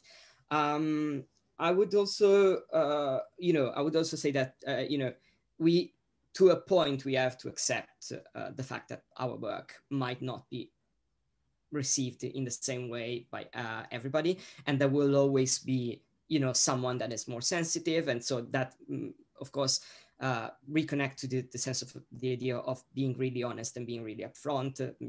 If you feel like it's needed, put trigger warning and content warning. That is absolutely really, really important. But there are games that have done that in a really brilliant way, and I can think of two. One is Welcome to Elk, which is a game I'm absolutely obsessed about. And this game, starts in this very kind of like cheerful cartoon, also like quite light way, and then it goes deep into very, very hard, like that's a very dark story to it. But then it reports filmed interview to people that actually lived that stories, and you realize that it's like the way that they constructed it is just about showing the human side of it, even of a very dramatic story, how people lived through them. And I think it did it in such a beautiful way that sort of resonates and treats really, really hard and dark matters in a very delicate and respectful way. I would say actually other two games. One is Before I Forget. Before I Forget, again, talks about early stage dementia. It's a very, it's a very intense topic. But it does it from a very human point of view, for a very, graceful and understanding way. And that makes everything a little bit more approachable, is that this is a human experience and we could go through that. And here is a gentle way to show it to you. And I would say, yeah, another game that you can look at to draw inspiration on how to do these sort of things is Everything Is Going to Be Okay, by Alien Melon. And that one is an amazing, kind of account of mental health struggles that is made in this weird acid sort of net art way. But again, she does that in such a relatable and honest and open way that then, the sort of like friction, I think, happens if you just deliver that in a cold way. But if you put yourself into it, if you really show that that's something you went through, and that's something that you want to talk about in an honest way, even if it's triggering, can be helpful for people, I guess. And Tashin, with your extensive knowledge and personal library of mental health themed games, would you also have some similar recommendations in terms of games that can take on kind of heavy, serious subject matter, but do so in a way that feels kind of sensitive and insightful? Well, I mean, the two games that I keep going back to as ones that seem to do the topic of mental health justice do handle just rather serious topics, and that first one would be Actual Sunlight by Will O'Neill, I believe. And I particularly like that game because it is very rooted in reality in terms of how depression and suicidality can affect you within a day-to-day working life. And it's very narrative heavy. I think again, the importance of having warnings about what will be handled within the game, very important, and no graphic depiction within that game of what goes on. But just on that note, I would sort of refer to the Samaritans have guidelines on media depiction of suicide issues, which aren't rules, but they're useful guidelines. If you're going to sort of break them, you should know why you're doing that as an artist and understand the implications of it. And the other game would be Please Knock on My Door. Again, really insightful look into how depression affects you in day-to-day life. And it sort of gamified the aspects of exertion. So, what are you going to put effort into and how will it pay you back later on? And as the depression develops, you can see it becomes harder to do things that should be easy, such as eating, showering, getting ready for work, that kind of thing. And the game aspect really drives across like, okay, you playing this may think that you should be able to do this, but here's how you're limited by the depression that's going on around you. And so, again, that one deals with some rather heavy themes towards the end. It's not graphically depicted what goes on. There is, again, metaphor and hints and things like that. But again, not done in a shocking manner. I would compare it to Doki Doki Literature Club, which is getting a release soon or now. Which had graphic depiction of, and you've already given the content warning, but a graphic depiction of a hanging. And although that had content warnings at the beginning, I think people were rather distressed by, certain people were rather distressed by that depiction. And the re-release has updated warnings and warnings within the game prior to certain scenes as well, which I think is a good step in the right direction. I think an interesting point that both of you mentioned is, I remember reading once someone described journalism in the form of kind of graphic novels or kind of journalists who are cartoonists, in that by kind of rendering something in a medium that is seen as kind of interpretive or slightly softer than a photograph, that it allows someone to stay with something difficult for longer, and that it's a way of helping people to stay with kind of challenging or potentially kind of upsetting material in a way that's a little bit without kind of throwing up your defense mechanisms of like, oh, this is very graphic, or oh, this is very shocking and scary.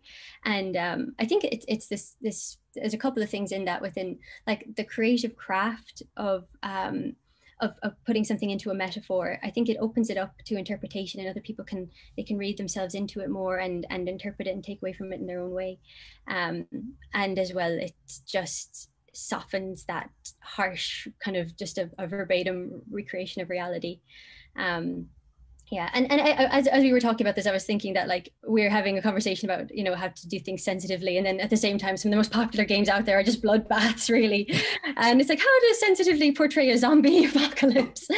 No, we are again exploring and challenging the remit, and again, all games can live within the ecosystem of games. There can be games that are just splatterfest, and there can be games that are thoughtful interrogations of mental health issues.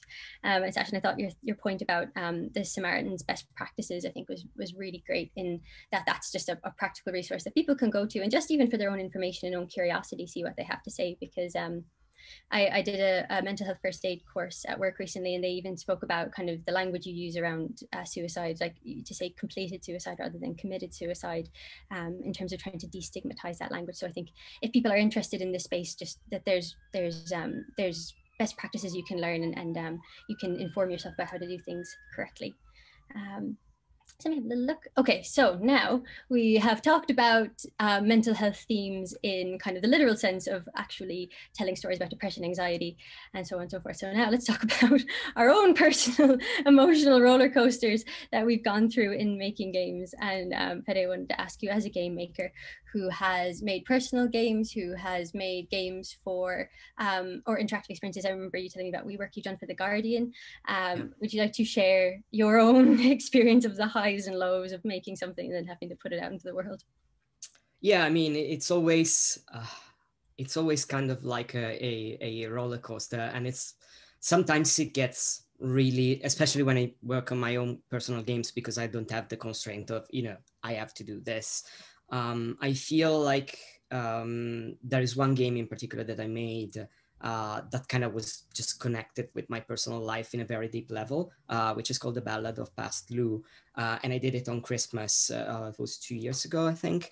And I was in Italy, and at the time I was undergoing a therapy process, which was my first.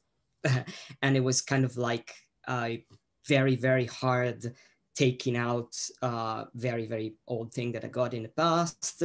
And I started making that game because I wanted to make an interactive graphic novel, basically. And it was just a way of telling like sort of like Charles Dickens kind of like story, nothing terribly, evolved. But then while I was making that, some things started happening in my life when because I was at home in Italy. I was with my mom, and I had a very deep and frank discussion about what I was going through in therapy, and about, things that came up in the past, which was basically experience of being bullied in secondary school and having like taken a long time to heal and recover.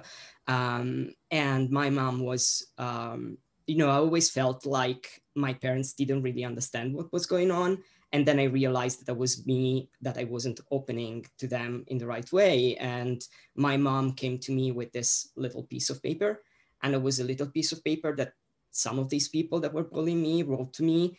And I got that, and I bring it home. I actually didn't bring it home. My mom kind of recovered it. But anyway, like the thing was like, while I was doing this game, I realized this woman has kept this thing for 30 years, and that sort of thing, it just stayed with me for such a long time now. I need to make this game about that, and I need to just free myself of that. And, the game was kind of just dragging around, and in I think an afternoon, I kind of put everything together. I finished it, and then I was inspired by Welcome to Elk, which I played at TGX a few months before the demo, and so I recorded myself at the end, just talking about, how did I feel about this character that is like a little fox that in many ways represents myself. And it was kind of like making this game was like so deeply intertwined in what I was living, and the whole process really helped. I think really helped dealing, really helped understanding better what was going on and how I was dealing with such a thing. How did you feel about the idea of releasing it and sharing something that was so kind of personally affecting?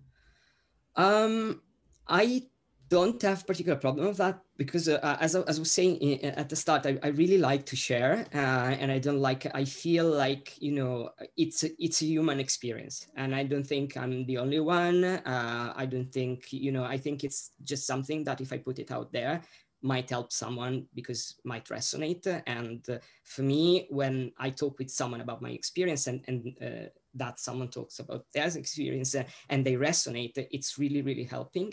And it's actually what happened. I got a lot of message from people just telling me, oh, like you you talked about my experience as well, and it was so deep and it was so intense, and then it always gives me like this weird feeling of like, oh my God, that's other human people, like there's other human beings out there that have had a similar experience. I'm not alone. That is like something that we can help each other, and just the process is really important, I guess. That's wonderful. That kind of validation of seeing something that has come from you, but also seeing it reflected back in other people. Yeah, that sounds like a resoundingly positive experience. But what I want to dig into is the suffering. Maybe I might ask about, have you ever done any kind of commercial work or work where there was an external expectation on you to produce something that you found stressful, or have you been blessed to have a sort of smooth career of actually putting things out for kind of public release? No, I mean, definitely there have been cases, particularly at the start of my career, when I started actually being a game designer. I was in this company where nobody was really experienced, and we were like kind of like struggling through the whole creating. And it was like, I'm a game designer, I've been hired as a game designer, but I have zero idea on, you know, how to actually do things, and I'm struggling. And I think in that case, I think there was sort of a lack of communication and acknowledging that eventually brought everything ending not really well. Also, yeah, there have been many. I mean, I worked for a project about making games that sort of map psychological questionnaires.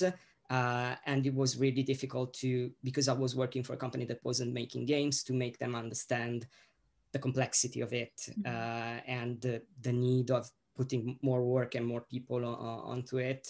And all this just gets very quickly very, very stressful, and you have to, you know, try to find ways to release that stress, because then, you know, you have project manager telling you, oh, but this project, you know, has a very high stakes, and you try to make it work, and you know that you don't have like enough resources or enough experience to make it work.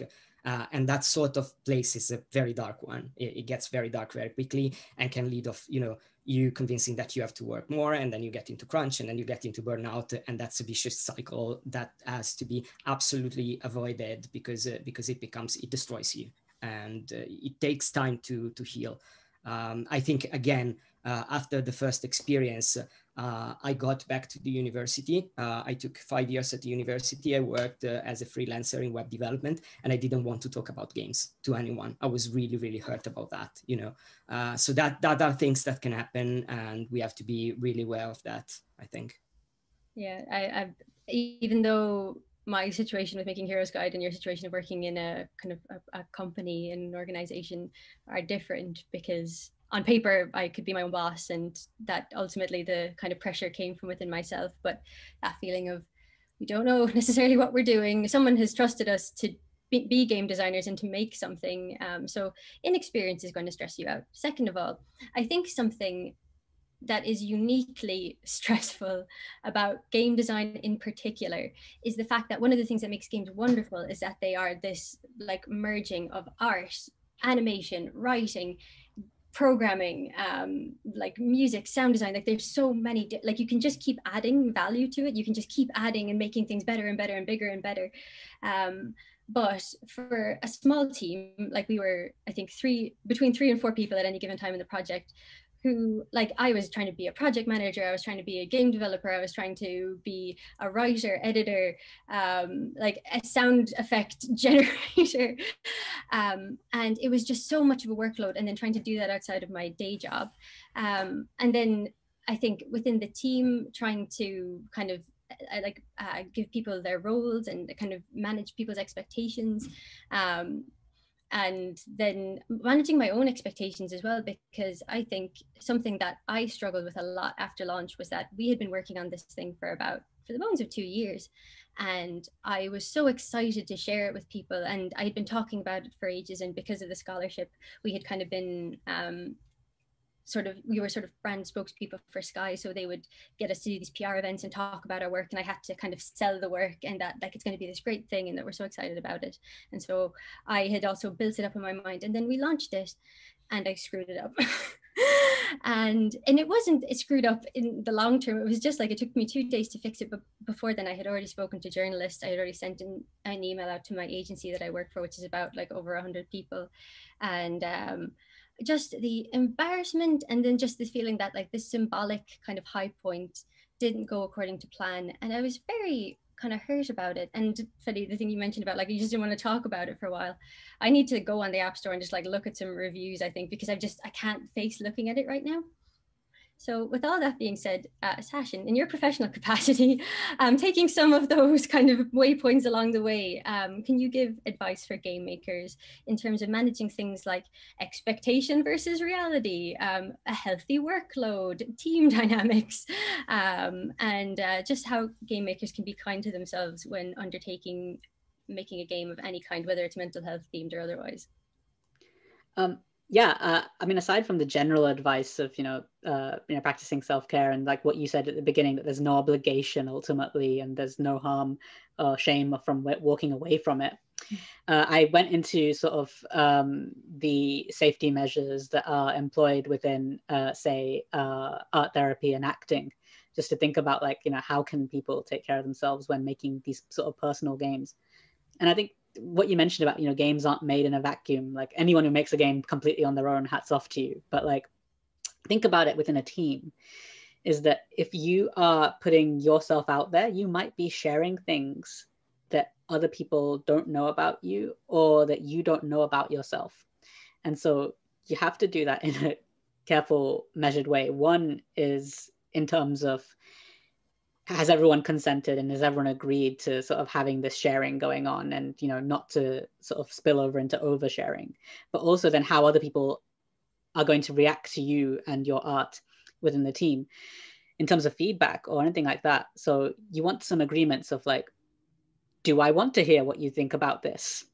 And then when people give you feedback, it should be framed as, well, this is how I reacted when I played this or when I saw this, and not, this is what I think about you because of this.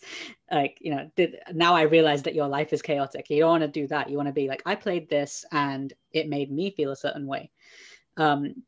So, being careful about interpretation, but also being ready, I guess, for when you release the game, that players are going to interpret it how they wish. And they're also going to see it not only through it being a story of your life, for example, but also judge it as a game, and not to try and conflate those two things. Like, okay, maybe people didn't get on with it as a game as such, but that's not an indictment on my life. That's not them judging me as a person. But yeah, so there is this thing about respecting boundaries within the team and having that balance and having trust with each other.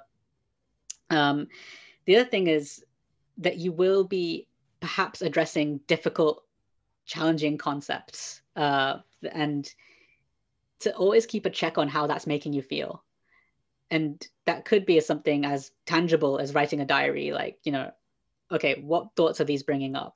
Because the risk is, that you might try to soldier through it because it's now the job you've given yourself, but it might be triggering very difficult emotions in you, perhaps even, if you're talking about risky things within your game, because people might be able to live risk in a safe way by channeling it through art, but is it creating risky thoughts in their mind? And just to keep a track on that and to act on it if you realize that that's what it's bringing up in you.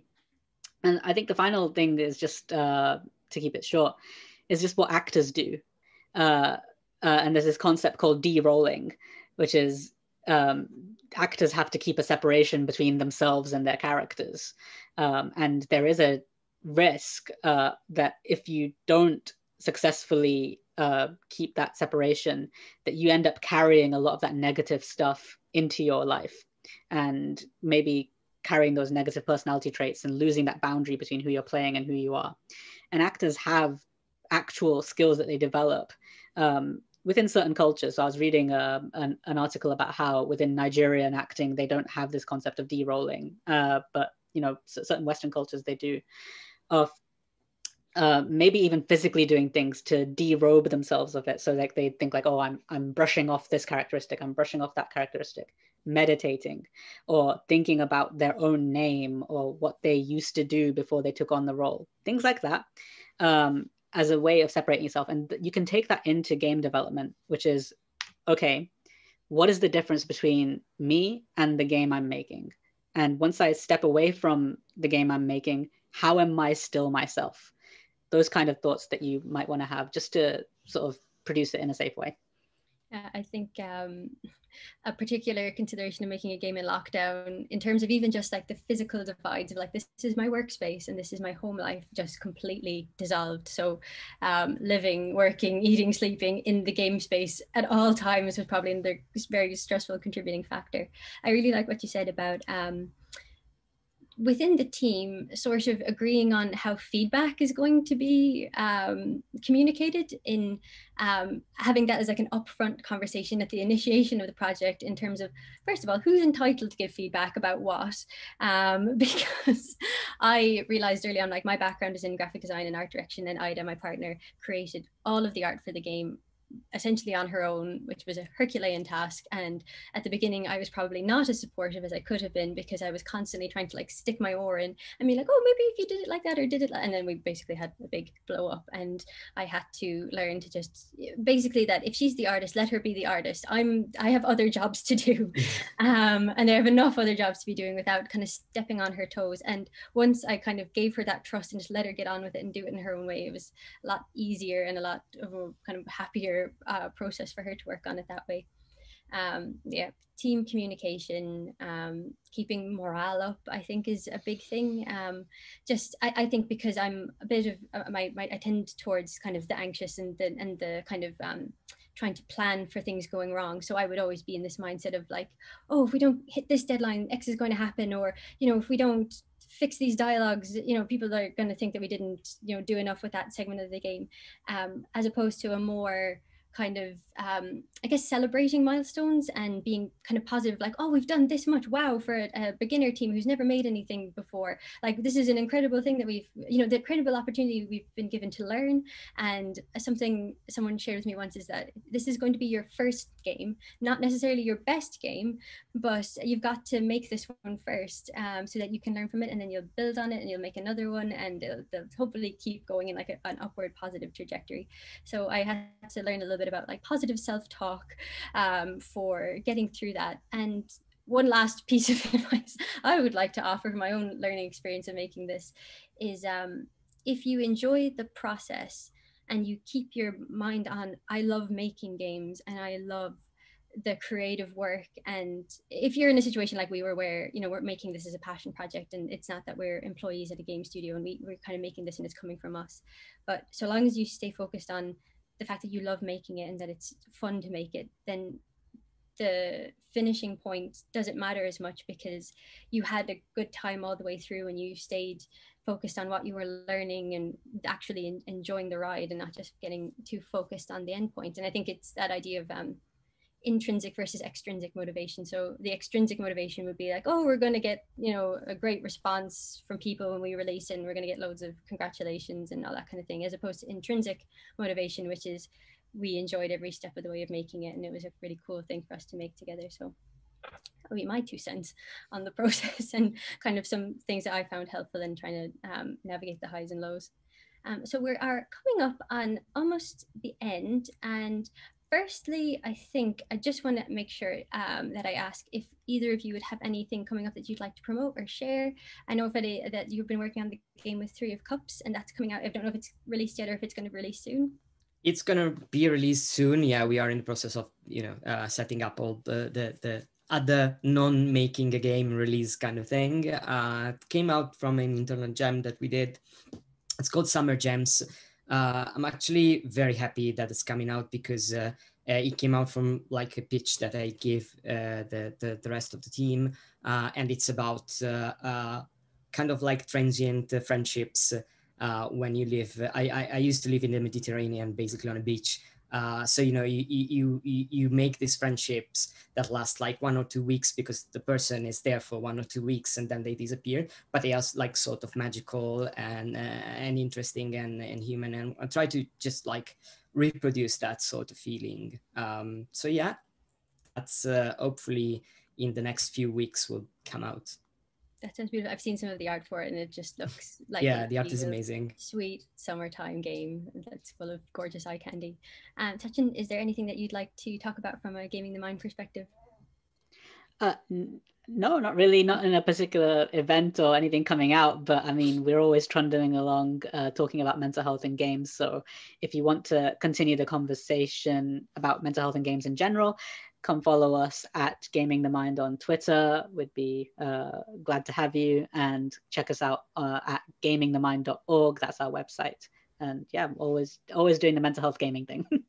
You've been, I'm not sure if you've done any recently, but there are recorded podcasts that yourself and the rest of your team have done if people wanted to check out you guys in conversation with some of your other members. I think those are posted on your website. On our website. One podcast which I've been editing for a year, but it's just so unwieldy, is going to be one on catharsis, which will be interesting to listen to, because yeah, we get into it.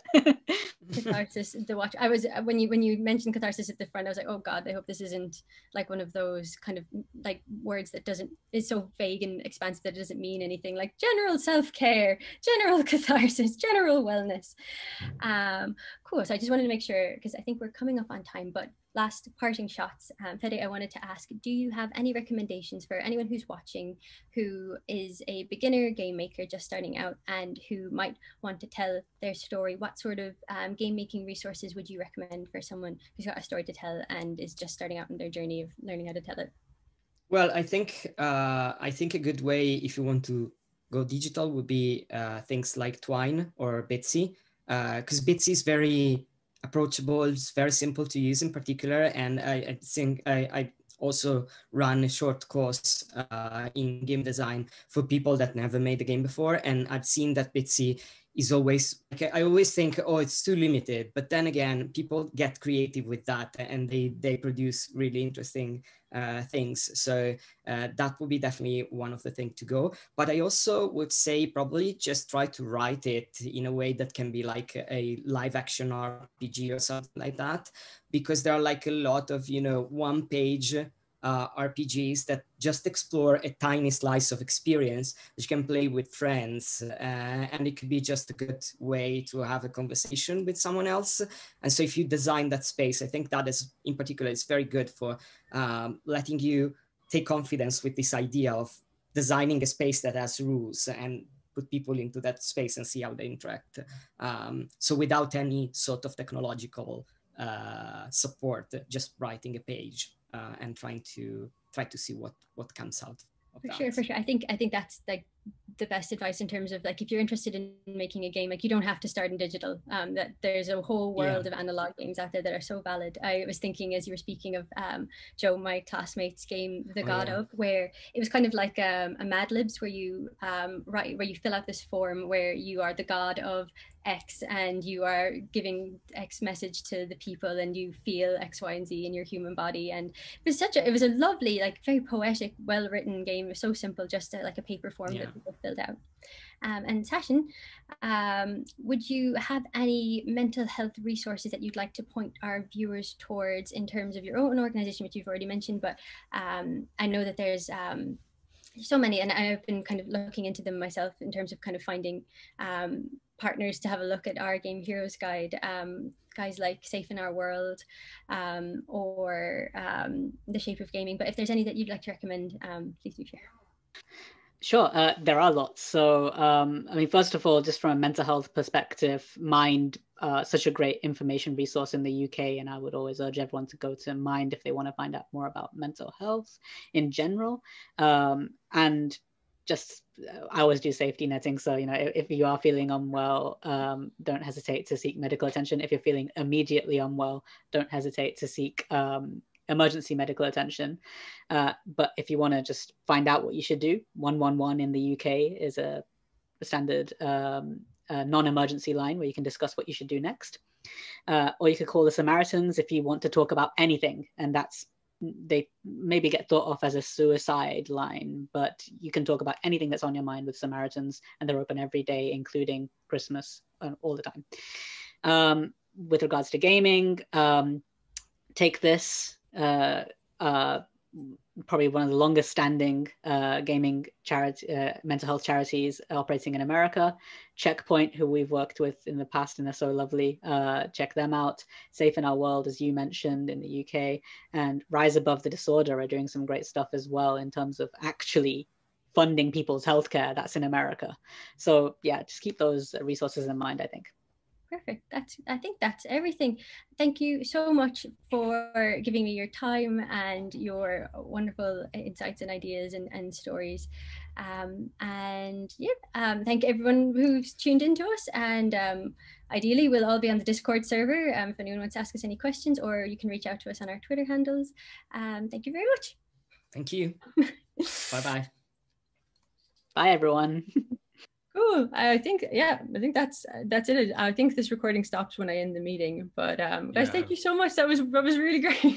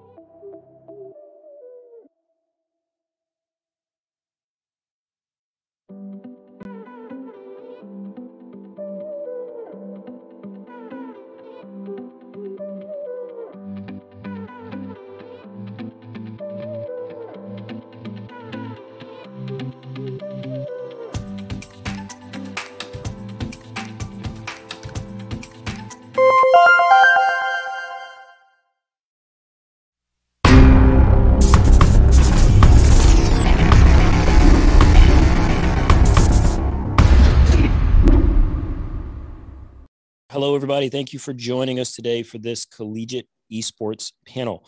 I am Rick Suarez. I'm the managing director of Stay Plugged In here in Charlotte, North Carolina. Joining me on the panel today, we're very fortunate to have with us Dr. Joey Goriziak. He's the director and associate professor of esports at Shenandoah University. We also have Cody Dragon, who is the business development manager with Kovacs Aim Trainer.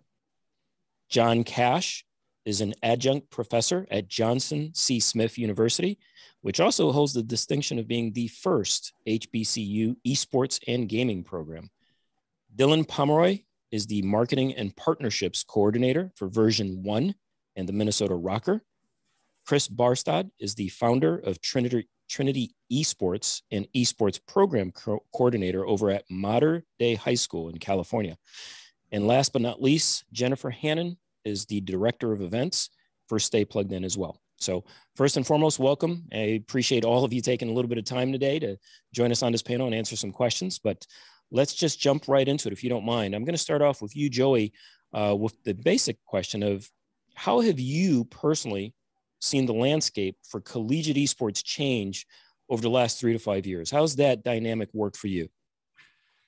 Wow, great question to lead off with, Rick, because, I mean, do we have 3 or 4 hours to get into this about talking about how it's changed? Because, I mean, it's a daily occurrence that the landscape of collegiate esports continues to change and evolve over time. So really the last 3 to 5 years, the biggest change that we've seen is really the development of structured esports programs at the collegiate level, right? We've seen a lot of schools really jump into esports as a competitive opportunity for students to come in to be able to compete at the collegiate level in a number of different games, right? And so we're seeing more and more schools that keep jumping in and offering this as a way to, maybe recruit students, but also retain them while they're getting a high quality education. And so I think the biggest kind of overarching theme that I've seen in the change in collegiate esports is that we're seeing esports being used as an educational opportunity across the country for students to come in and do what they love, do something they're already doing, but do it in a way that's structured and organized that there's a lot of benefits to. But when it's done the right way, students can really benefit for career opportunities, for social, emotional growth, right? For academic opportunities as well. And so colleges are really starting to embrace what esports is, but also what it can be, not just on the competitive side, but also the academic side. Here at Shenandoah University, we do have an academic program with esports majors, minors, certificates, concentrations, as we prepare students not to play games, but to work in the industry. Our tagline is Beyond Gaming. And I think a lot of schools are taking that same approach, that there is so much more to esports and gaming than just playing video games. There's so much that can be learned. And so I think that changing landscape has kind of seen this idea that esports can be so much more, can be that educational opportunity that more and more schools want to be a part of. And as that happens, there's more and more structure into competition, nationwide competition at the collegiate level, as well as conferences that are starting to be formed to offer collegiate opportunities for that competition that aren't just nationwide, but are more geographically located, to create those rivalries and opportunities for students to interact and engage with each other. And so on the competitive side, continues to grow, more and more schools, more and more teams, lots of scholarship opportunities as a pathway to college for high school students to kind of seek out now. On the academic side, schools are getting involved to help train and teach students what it's like to work in the industry through a lot of experiences, travel, internship opportunities. And all this is done to help students be more successful by the time they graduate, whether it's in esports or not. But the changing landscape continues to change and evolve every day with new programs, with new competition opportunities, with new scholarships, all these new events that are happening. So it's a really exciting time to be in the collegiate landscape. It's also a very challenging time because today is very different than yesterday, which will be very different than tomorrow. And it's fun to be part of that and help create some kind of path that we're trying to follow, because there is no path that's been created yet. So it's exciting and challenging at the same time, but certainly continues to change and evolve as we go. And I think it's only going to get bigger and better as we go with all these new and unique opportunities. Awesome. So what you're basically saying is your day-to-day is different day to day. I do the exact same thing every single day. That's all I do. Yeah. No, I love it. I love it. Yeah. It's impressive to watch how quickly this landscape not only changes, but has grown. And it's a pleasure for me to be involved really with all of you in some capacity, because I sincerely in my heart believe everyone's here for the right reason, to make this space as good as possible for those that are using it. So that's great. Cody, kind of leads me into a question for you specifically. As the space has compounded and grown so massively, people look to get more and more competitive because you've got varsity programs that are obviously top tier and they want to win each and every single day. And you've got obviously the pro level, certainly, which is incredibly difficult. Many people aspire to get there, but it's incredibly difficult to achieve. But for those younger students, right, those younger generation of gamers that are coming in through middle school, high school, they're looking to get better. I look at traditional sports, and I played baseball. I had a hitting coach. I had a hitting instructor that kind of was able to help me evolve my game to get as good as I could possibly get. So talk a little bit about, for you, with this type of amazing growth, how has that impacted your business model, and who's the typical gamer that you're looking for? Sure. Yeah, there's a lot to unpack there, right? Like, and building off what Joey said. First and foremost, I mean, this is none of this would be possible, right, without the kind of leadership and the vision of businesses like yours and EGX and people stepping into the space, wanting to create infrastructure and opportunities. Like we as a product, right? For us, Kovacs Aim Trainer, for those who are not aware, it's an aim training software. So it allows you to go in and, like Rick said, practice hitting, right, and isolate and training. So that has some pretty big implications, because as we were looking at the space, right, because I worked in the professional industry, the professional scene at the highest level of the pyramid that you can get, which is very small at the top, and it's rented landscape, right, at the top of a mountain. You're not meant to be there very long, right? There's always someone trying to knock you out. So as a business, for us, we weren't just trying to win today, we're trying to win tomorrow at the same time. So we were asking the questions, how do we develop players, right? We want to be able to feel secure. And I think all collegiate programs as well want to feel like they actually have a program here that can take a player who's got amazing potential and make them, into whatever the best version of themselves that they can be. And right now, there's not a lot of tools and ways to understand esports and to teach that, right? And that's just by nature of the games. This is first generation stuff we're dealing with. These are, we're developing the pedagogy as we go. And that leads to some interesting challenges. So, for us, the business model has changed tremendously because of infrastructure, right? So, we always thought collegiate, as a professional, when I was working in the professional space, collegiate is what the amateur industry always wanted to be, because you guys have facilities, you have coaching staff on hand all the time. One tournament in the amateur space and a team likely falls apart.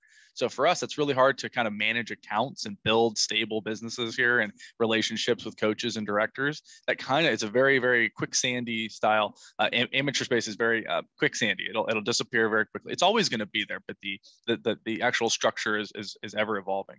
So for us, this is really exciting, because not only do we want to help players, we think part of the journey of a player, for some, not all, will be wanting to help others get better and to become a coach, much like any sport, right? And we want to bridge that gap. And like I said, there's not a lot of tools to do that, right? In traditional sports, or in esports, excuse me. And our software is one of the first of its kind to do that. So, the average player now, there's a lot more of them, and they're a lot better than they ever used to be, right? That's the thing. The player bases are up across all esports titles. They're better than they ever were. And there's a lot of implications for getting good at esports, right? Like, that's how content is made. People watch highlight reels. Players want to get better. Bragging rights, who's got the most dubs in Fortnite, right?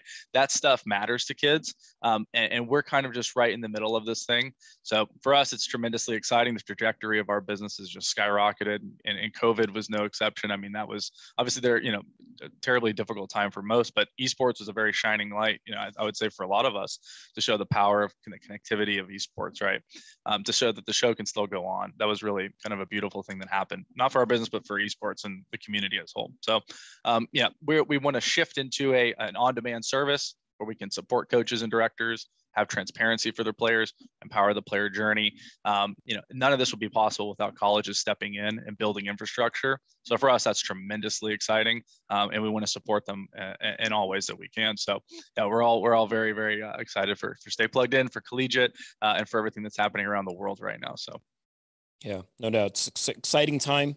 It's almost like we all have a little bit of molding to do, right, in this process, as this entire landscape continues to get shaped and formed based on all of our verticals. But John, question for you as we get a little bit away from the growth of it and talk about, where are the opportunities? Are they for everyone? Are they truly for everyone? So this question talks a little bit more about diversity and inclusion in esports. My fear is I hear a lot of talk about it. I've heard, numerous panels, numerous conferences over the last year or so, specifically targeting making sure that, there was some diversity and there was some inclusion within those esports programs, et cetera. But what's the specific action behind it? That's my bigger fear. Is there something specifically being done? Are people being actually intentional along that pathway? So talk a little bit about what some initiatives are that you are working on that may help with this.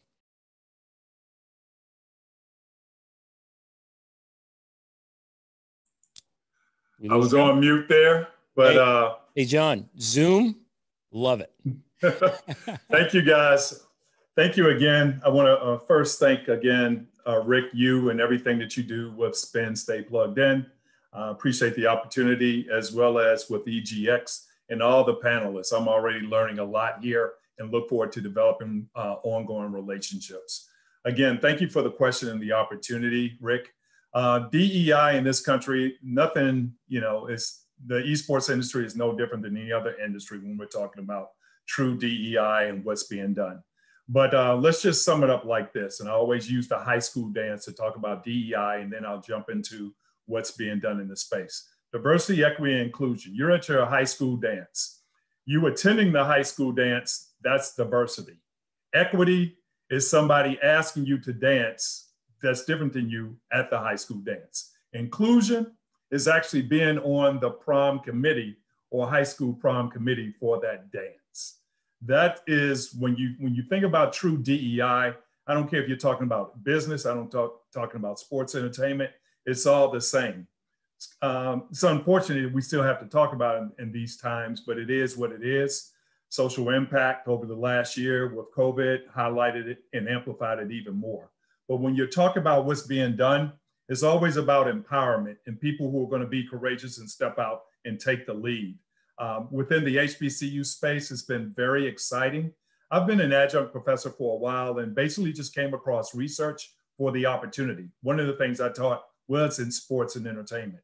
So being a gamer myself, I'm an old head Madden and NBA 2K player, really. Did some Call of Duty also, but my passion is driven by the opportunity and education.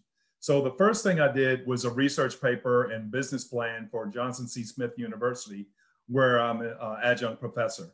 And lo and behold, what did I find out? At the time of the research, there were over 300 predominantly white institutions that had some type of esports program team, club team, and or lab. As of January 2020, there were 0 HBCUs.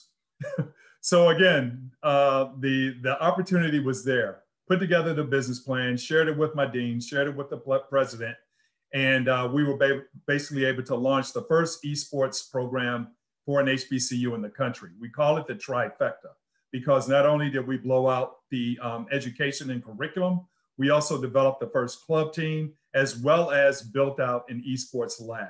And that was in January 2020. And ever since then, now momentum is growing for other HBCUs. I predict that there'll probably be 7 or 8 HBCUs by fall 2021 that will have some type of program. So it's been exciting. A lot of my earlier panelists have shared the industry opportunity. And I think people are learning to really try to focus on your strengths. If you're an engineering school, maybe you'll focus more on software and coding. If you're a business school, maybe you'll focus on traditional business, marketing, sales, what have you. If you're a strong communication school, maybe there's opportunity for events, shoutcasting, whatever. That is what I've seen taking place right now in the universities. And I am so excited that we also have advocacy groups that are helping us non-for-profit. I was asked early on, I'm not going to get into too much of the history, but I'm part of Community, spelled with an X, CXUMMITY, headquartered out of Atlanta, Georgia. Founded by 2 young millennial cats, both HBCU graduates, Ryan and Chris. They asked my old head to be on and help out with them. And we have done just phenomenal things in about a year and a half. We have generated over $550,000 in esports build out at universities, scholarships, as well as the most successful HBCU league with over 14 million views running from last August through May. We have developed strategic partnerships with Microsoft, Twitch, Verizon, where we just did a Verizon Foundation partnership that awards $1 million to 5 HBCUs, including my alma mater back there, Howard University. Those dollars will go $200,000 a piece to help build out esports gaming programs, as well as offer 5 $20,000 scholarships to women who are interested in our minoring and esports program at the specific universities. So really excited about the type of momentum that is being driven by some of the activities that we're doing. I think another opportunity is really having a seat at the table when it comes to some of the influencer groups. And then for HBCUs, that would be with some of the teams. So through community, we've been able to develop relationship with Evil Geniuses, 100 Thieves, Immortals, even FaZe Clan. As you may or may not know, Offset of the Migos is a huge Call of Duty fan, and he's from Atlanta. He helped us with the first development and activation of a program in February 2020.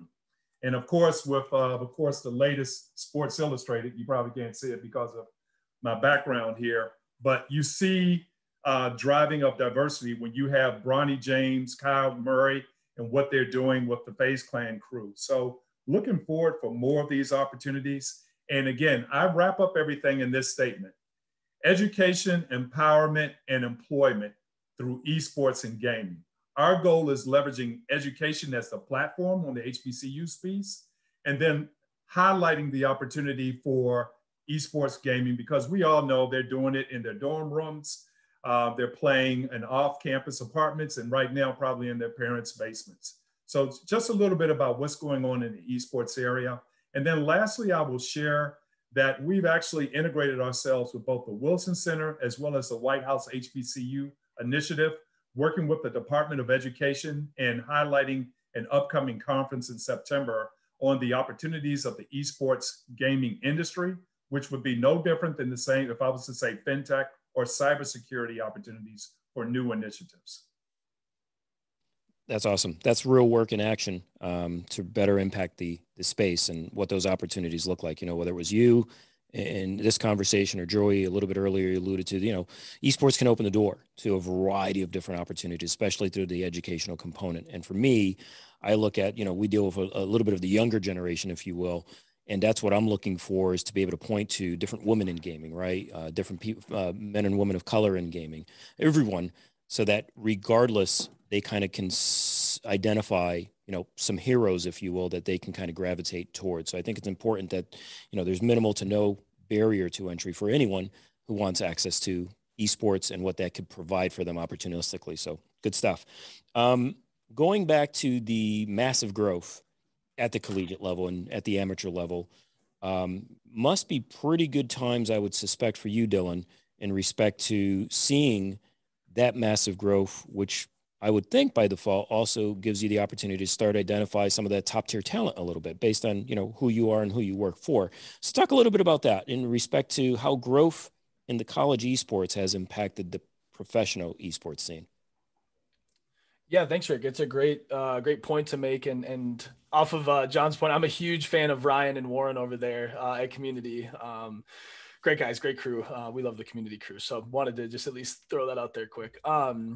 As for the college space leading into the professional side of things, so with my role at Version 1 and Rocker, we're a professional organization and we compete in Call of Duty, Valorant, and Rocket League.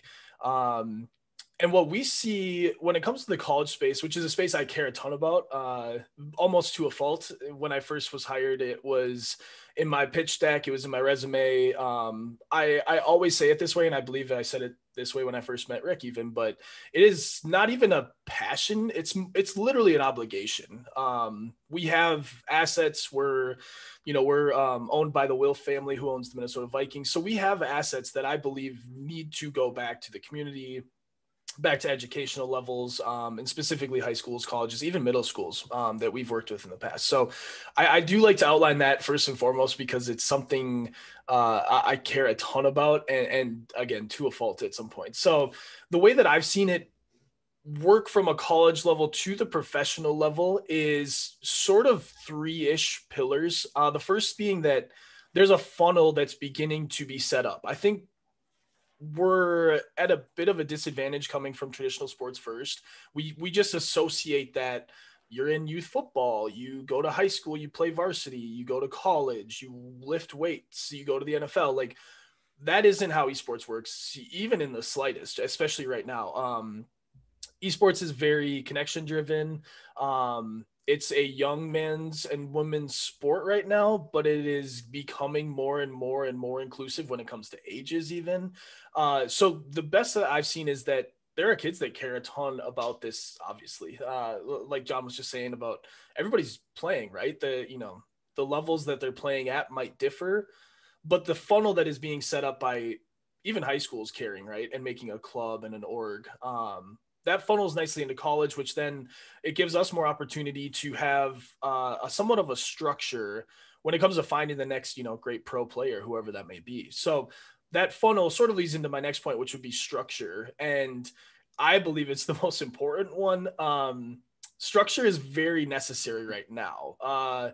Even in the last 5 years, I think we've seen a large change, and definitely in the last 10 years. But we have players now. We encourage any player we talk to has an agent. Like, we will help them find an agent if they don't have one. We really encourage players to represent themselves well. And coming from the college level, that has seemed to be more prevalent when we are meeting with these players and obviously helping them get into a role.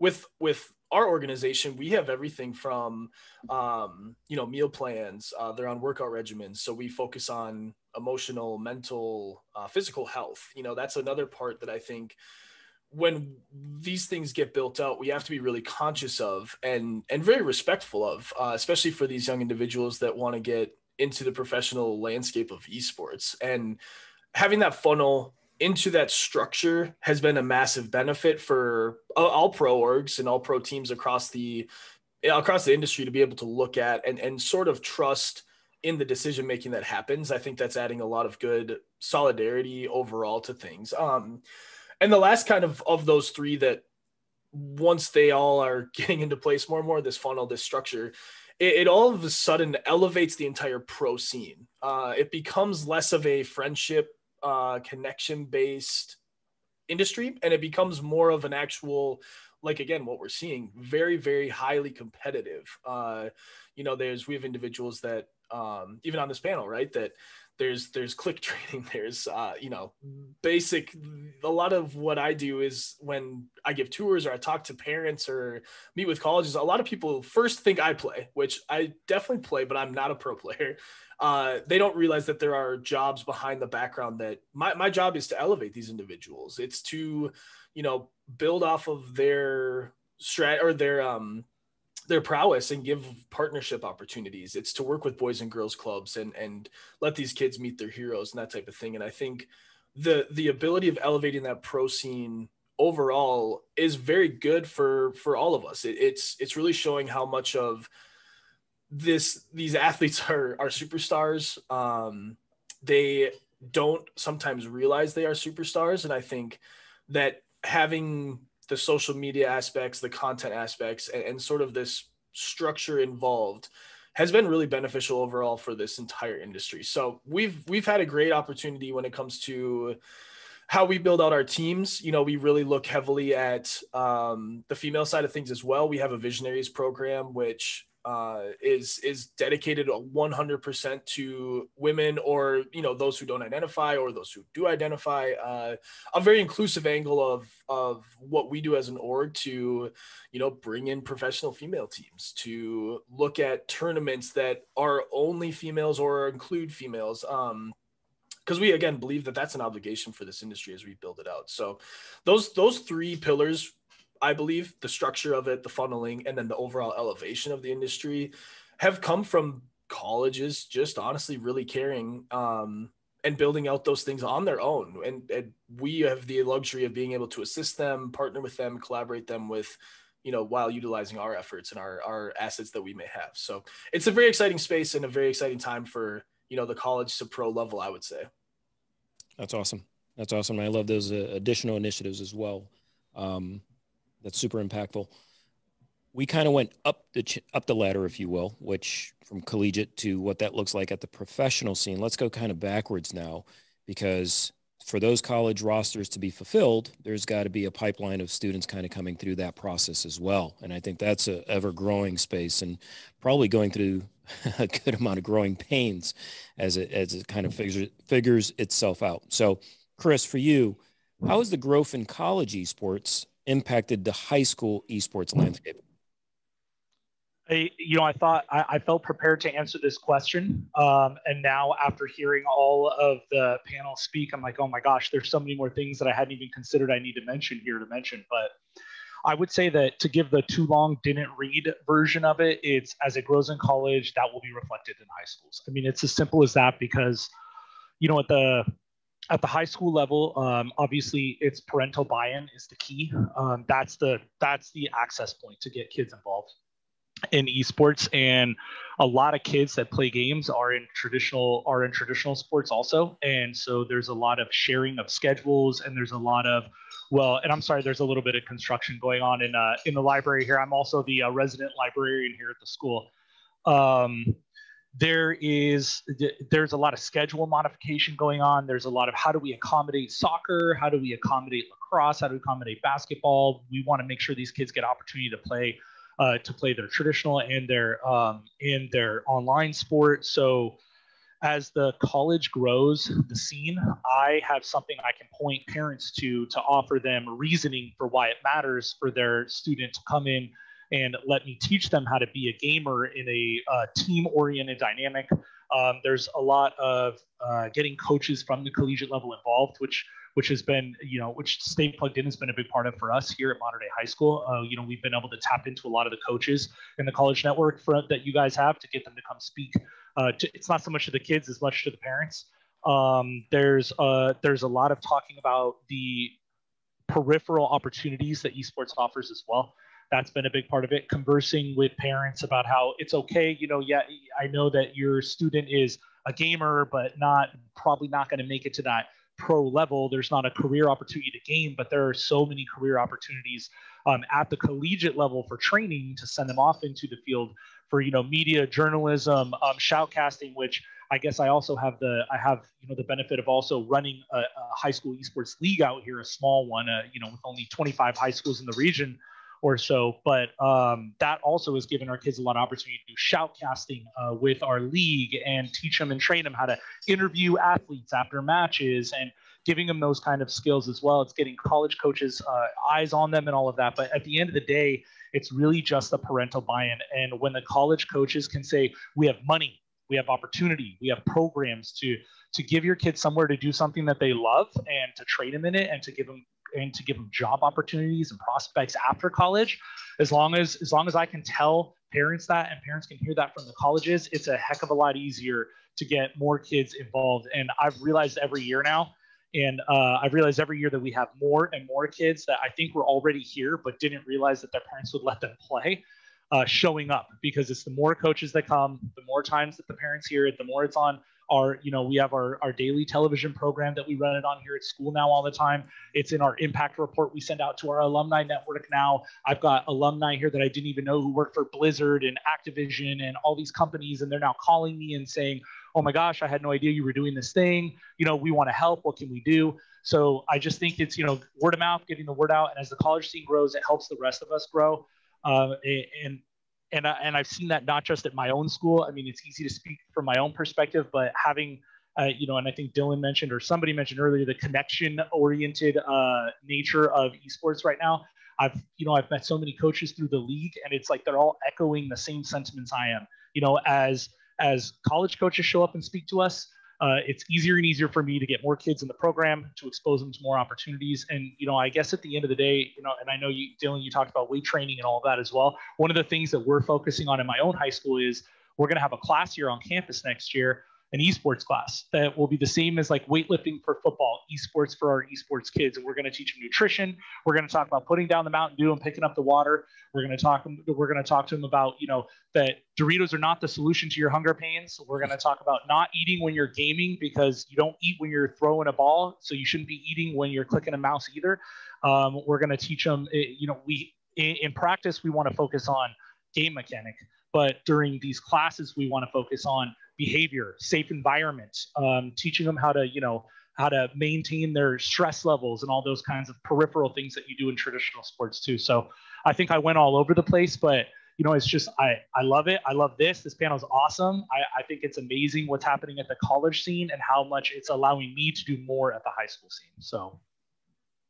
Yeah, I think you hit the nail on the head. I think we're all in agreement. This space is massive. Joe, you said it best. It changes every single day, but it also means that it creates opportunities for us literally each and every single day to be impactful to those that are, looking to jump on board into that esports space, if you will. So I'm going to go now, last but not least, to Jennifer Hannon.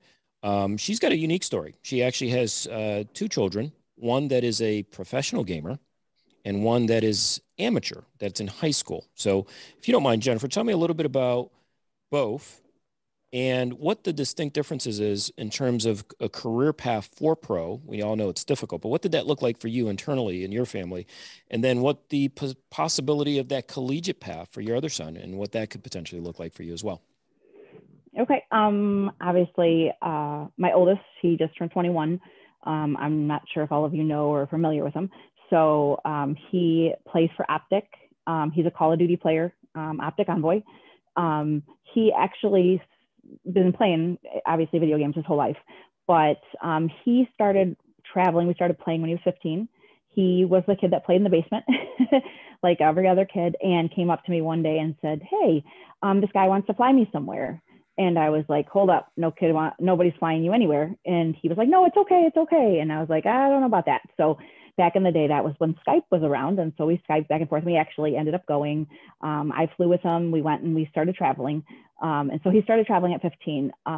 Unfortunately, that's when Activision Blizzard put back their 18-year-old age restriction back in. So he traveled 15 to 16, and then he had to wait 16 to 18 to travel again. So he went back to the basement and competed on some LAN events here, and then had to wait to get back into the pro scene. And then he had to compete back his way into the pro scene when he turned 18. So obviously he's back in the pro scene and he's playing. I have a high schooler that's 17. He's going to be a senior. Being a pro is very hard. There's only like a 1% chance of being a pro. My pro son does tell me he's pretty good, but I wouldn't know the difference. But we're planning right now that he goes and hopefully plays Call of Duty at college. But he does play, just like Dylan did, they play traditional sports. So back when Dylan played, he played lacrosse in high school, baseball before that. But people, we were the younger parents. People were like, "How can you let your kid play all that video games? How come you let your kid, play video games? And I can't believe you do that." We were the bad parents. Like, we were the horrible parents that let our kid play too much video games. And now even my second son, Dalton, he plays a lot of video games. At night, we hear him screaming, "Eskies, Eskies," and we have to tell him to be quiet. And he's in the basement screaming.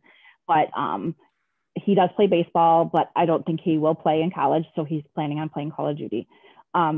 Right now, with the opportunities, even back from when Dylan was younger, the opportunities are different. They don't play as many tournaments online. MLG and some of those other places used to play a lot more tournaments online where you could get noticed more. And now, because of the age restriction with Blizzard, they don't have those anymore. So everything is amateur. It's all 18 and up. So, they've been playing a little bit of stuff, but there's not as much. So the college opportunities have been huge, I think, going forward for a lot of these kids. So, back obviously then it wasn't as big, but now with that colleges opening up and having all these esports opportunities, I think it's really, really beneficial. And I think it's huge in a lot of different reasons. My son obviously wants to play, but not a lot of kids know about all the career opportunities. Not, like you said, not only just the gaming, but all the things behind the scenes. I think a lot of kids, I've even talked to kids that didn't think they were going to go to college, but now that they can play their game in college, not only are they going to get to play their game, something they love, they're going to get a college education out of it. So I think that's a huge benefit. Not only, sometimes it is convincing kids through high school, they're kind of burnt out. but hey, they get to play their game. So now they're going to get to go to college too, with scholarships and stuff. I also think the parent buy-in is a huge thing. I've been through it. I'm going through it again the second time, you know, how you let your kids play video games. Parents ask me now, I've got a pro, you know, oh my God, what'd you do to let them do that now? So I get kind of parents on the both sides of it. I am on the board of a nonprofit called COPE, a coalition of parents in esports. We did develop that for that reason. We talked to a lot of schools about that because we have a lot of pro parents on that panel that we talk about to a lot of high schools and to a lot of colleges, just on the point of parents' views.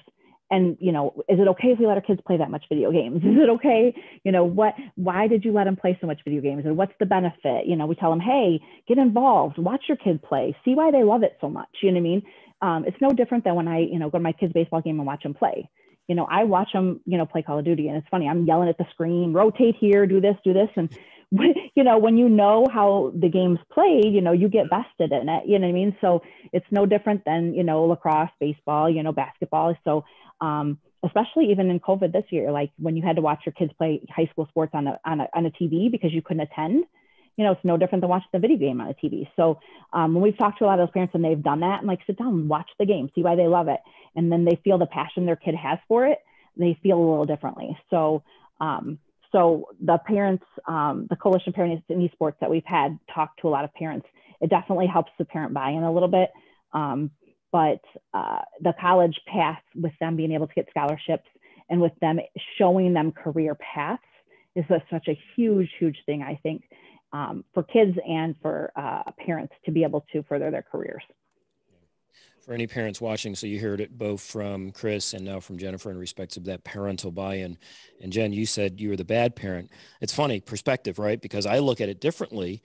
I was that parent that didn't understand, didn't necessarily agree with my oldest and what he was doing. If I could do it all over again, I was the bad parent. If I could do it all over again, I would have absolutely let him pursue his passion more so. He ended up going to school to play baseball.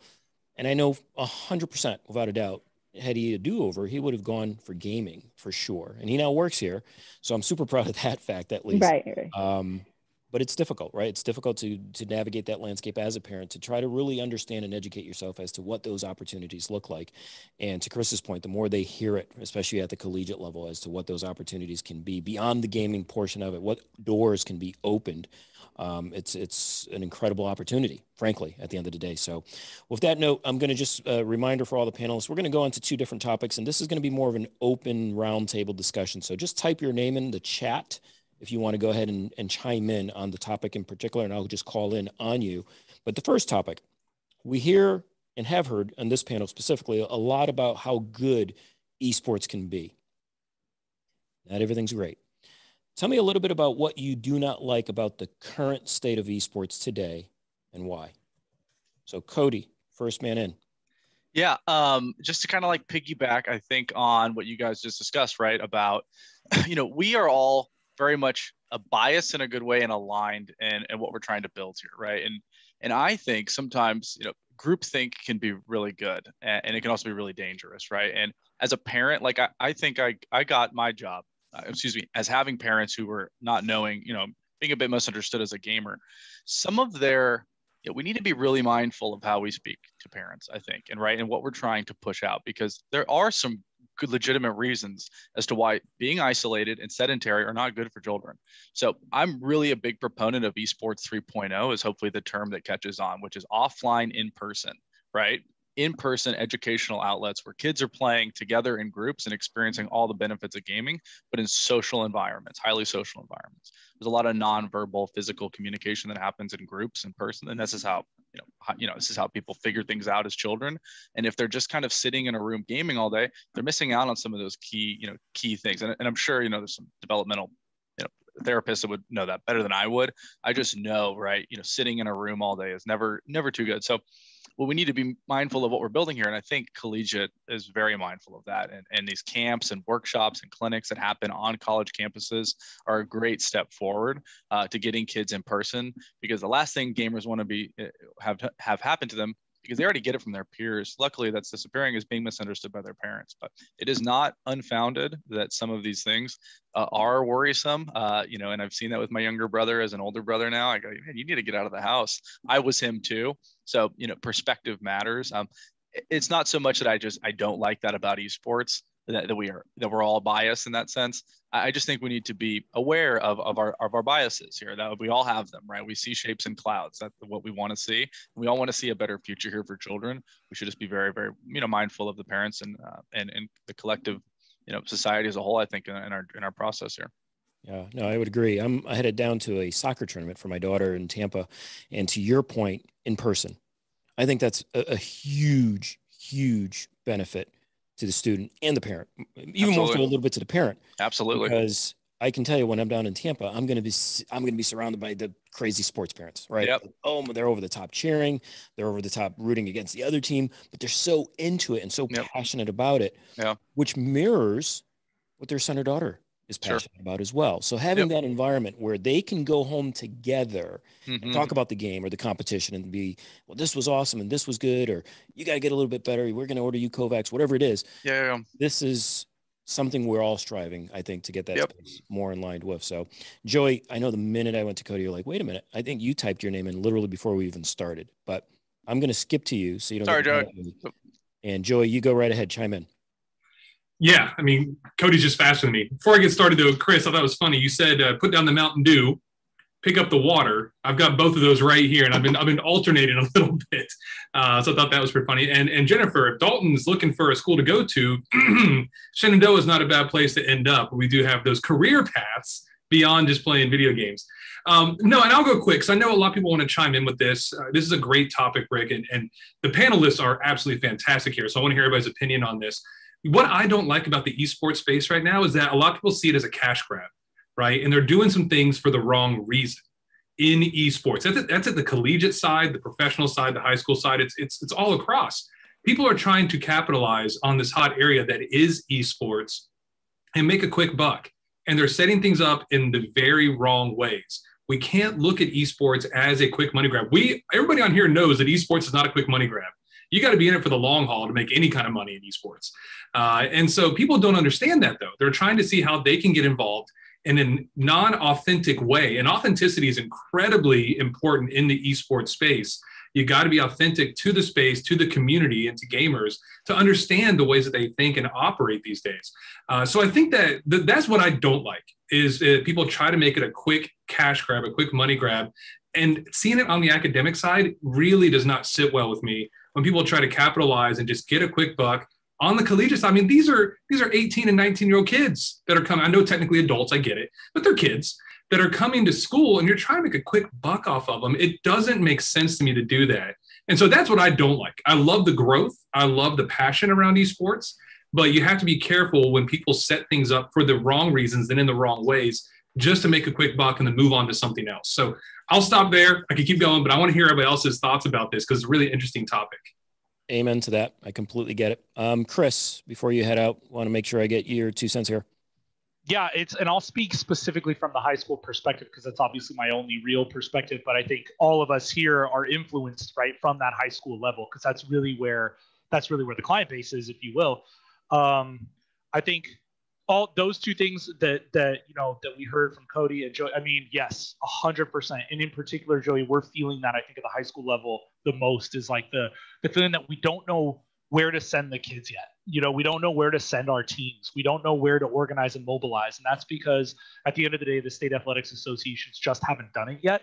And they're just kind of saying, yeah, we know it's a thing. And they're pointing fingers and all of that. And that's where we're at right now. But, I think that's with the infancy of esports, in an organized fashion. Dylan, you were talking about the importance of structure earlier. And I think that and Cody, you talked about infrastructure. I think that infrastructure is starting at the pro scene still and organizing itself. And the college level, we've seen the last 5 years organize itself more. And at the high school level, we're getting there. So I think we'll see a lot of those things clean themselves up over the next year or two. But I think the biggest problem we're seeing at the high school level, and I'm sure a lot of the colleges too, is a coach versus a random faculty member assigned to esports. And when I say coach, I mean, we look around here and no one in here is, even nearly as good as the kids in their basements. None of us are. And we're all probably gamers to some degree. I know I still am today, and I have been for 15, 20 years. But when they asked me that, you know, someone in the cafeteria heard me mention a video game once, and it's like, oh, this guy knows video games. Let's make an esports team and ask him to do it. And I was like, I don't play League of Legends. Like, I've never even played that. I don't know anything. And they're like, yeah, but you play video games, so you know. And it's like, okay. So luckily, I just have a passion for games and a passion for making sure kids don't have to feel stigmatized about games the way I felt when I was a kid. And they're not growing up in that world, so let's mobilize it. But the problem is that a lot of these teams we're facing are teams run by kids, not teams run by adults. And while a lot of kids are organized and a lot of high school seniors and juniors can definitely maintain a supervisory role, for the most part, when there's not an adult holding them accountable and responsible, that's when you lose safe environments. That's when you have toxicity. That's when you lose appropriate language that maintains inclusivity, and you start to hear the kind of language you don't want to hear. That's when you see boys clubs develop in esports and girls feeling like they don't get to be a part of it anymore because it's a thing for boys at schools. And all those things start to happen. And that's because schools aren't paying their coaches to do it. So the coaches are doing it for free. That's because the coaches are saying, yeah, I'll sign the paper. And then they just never show up again. So I think when we talk about infrastructure, that's the biggest problem that we have at the high school level, is that some schools, like my high school and several schools I know, have people like myself, and I have other people who help me here that are passionate and into it, and the school supports us and they fund us and they give us money to keep our program alive and for me to get more coaches. But when you don't have that, it's really tough to get adults to buy into something when they're already worn down. You know, teachers are tired people, they work hard. So it's really hard to get that. And if we don't have that, then you don't get them saying things like, oh, hey, you know what? There's this really good online aim training software that we should get involved for our kids. Let's call Kovacs and see if we can get some support. Instead, it's just 5 kids, playing Fortnite together or playing whatever together. So I would say that that's the biggest problem that we're facing at the high school level, is just structure, infrastructure, a lack thereof. Yeah, no, especially with such a massive growth and so many people trying to implement it, getting the right people in charge of those programs has become super critical. Completely agree, especially for the right culture, right growth. John, you wanted to chime in as well. Yeah, I'll be succinct because of time. But again, diversity, equity, and inclusion. If not me, then who? If not now, then when? What they see is what they'll be. This world relates to 2 things in my mind: money and conflict. And, had to build a business case to attract. A lot of people probably still don't know, but this comes from the Institution of Gaming Association. 83% of African Americans game on a weekly basis versus 72% for Anglo, yet African Americans make up less than 2% of the industry. Okay, that's, I can go across a lot of other industries and say the same thing. So again, the equality is not there.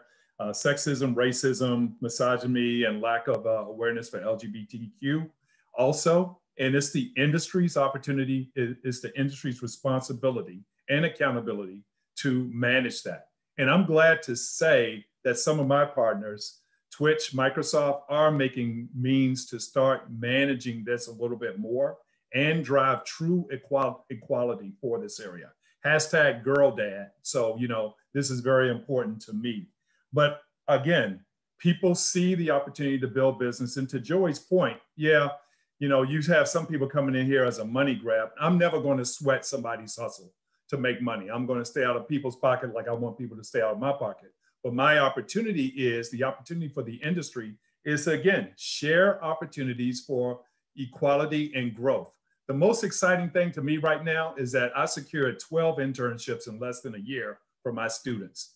5 at Riot, 5 opportunities at Epic, and 2 at Twitch. That just makes me go bananas, because now we're doing the opportunity that these students have an opportunity to leverage their education for full-time opportunity. And that's all we really want in this industry.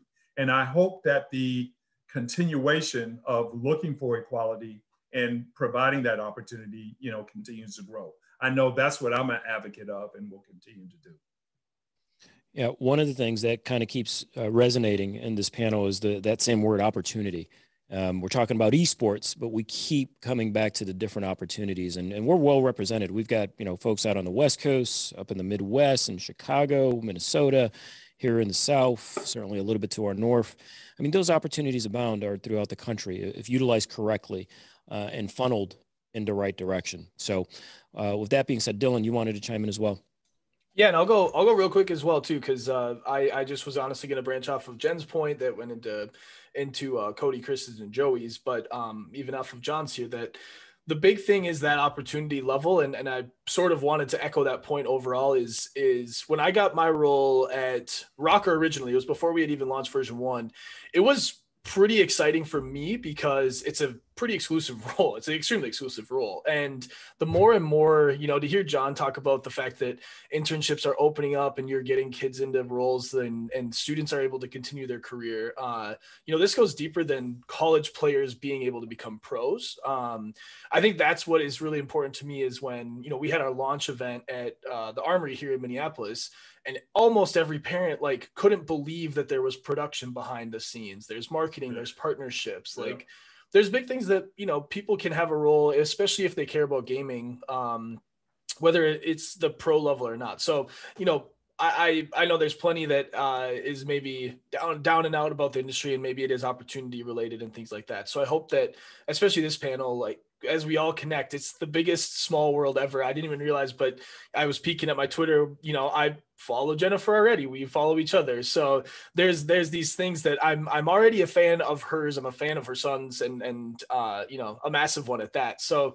the more we grow and the more we just connect and are inclusive and listen to each other, the better this becomes. And I know this question was supposed to be more of maybe what I don't like, but I like a lot of things. And I think the group said a lot of great things, especially when it comes to inclusion and opportunities and giving not just intern level roles to individuals, but really getting them ready for an industry that needs sales, needs marketing, and needs those minds that isn't looking for the cash grab. They're seeing that it's an opportunity to grow something they care about as a passion project. And of course, there's money to pay bills and everything involved with it too. So I think we're getting closer and closer to that as these young, the younger individuals in the industry continue to grow up and get out of college. And we're going to see esports really become a thorough and holistic and I don't know, it's going to be a very exciting, next year, next 5 years as people that care really get into the industry. That's mostly what I'm looking forward to when it comes to things that were already said. Yep. Understood. I'll pass along my Twitter too for you. That's right. Jennifer. That was funny. That was funny. You, I do have to. I do want to say, like Cody said, that in the basement kind of things, because Dylan did the same thing, and so does Dalton. They play in the basement. They stream. My 17-year-old streams. But just like Cody said, you just got to make sure that there is a balance. And I do tell parents that when I do talk to parents, my guy streams, and they do stream into the middle of the night, of course, and that's just the hours that they play, because they do play other kids that are in different states. They play kids that are in different countries. I mean, my kids have friends in different countries and different states. So a lot of times they do stream into the middle of the night. So unfortunately, that's the hours that they stream. But I do make sure my kids do get out of the house, hey, go see your friends, go out to dinner, go out, go, whatever. So they do have some sort of social life, because I do feel a lot of their friends are online. I mean, that's the guys that they play with, they do wagers with, those are their true friends. That's who they spend 90% of their time with. But I do believe in the social part, that they do have to get out of the house and see people and actually get out of their black box. So I believe in that. With LANs coming back, I'm very excited. Like I said, with the colleges having events and all this stuff now is going to be huge, because even in the pro scene, and it's kind of funny, but in the pro scene my son's been on different teams and the guys switch stuff, but us parents get excited about seeing each other. So, we're friends with other pro parents. So when we get there, we just like you said at baseball, you got all the parents go crazy. We go crazy at the events. I'm yelling, we're holding up signs, we're yelling, we're screaming. And us parents, even though we got kids on different teams, we're cheering for the other teams, except when we play each other. But we get excited. We were making plans on Twitter, messaging each other, hey, when it comes back to LAN, if chances on LAN, we're going to meet up and let's go to dinner, let's do this, you know what I mean? So, we're just as much invested, as it is a traditional sport. So I think that's a huge thing, even the in-person events for parents are just going to be just as big. And that's what parents, you know, when we start understanding once they attend it. And I always say parents need to attend an event. And with colleges having the events, I think that will be huge too. Because I think once a parent sees it in person and see how exciting it gets, it's a big difference. But I also have to tell Dylan that my son's favorite player is Priesta. And it's kind of funny because my son went down to Texas and hung out with Scump, and everybody in the world would want to hang out at Scump's house and stuff like that. He's like, hey, can we see Preston instead? And so, you know, it was kind of funny because that's his favorite player. So Preston sent him a big birthday package and stuff because we're really good friends with Preston's family. But it was just kind of funny. Out of all the people he wants to see, all the people he wants to see him instead. So it's kind of funny. But those guys are living the dream down there. It's but you know, like I said, all these kids have their heroes, right? I mean, it's just the gamers, you know what I mean? Just gamers, and it doesn't matter. You know, he's always like, oh, it's my brother, I don't care, you know, and it's his brother, doesn't care, he wants to see other people. So all these guys get to play with these guys online, and that's all that matters, you know what I mean? So when you go to college, I think it's going to be a big difference of being able to play with a group in person instead of just online, you know, and I think that's a big, huge social dynamic that they need. What's pretty funny about that is because of this COVID world, so many kids obviously playing online together and everything else. And in a couple of the lands that we've held, they got to meet each other for the first time.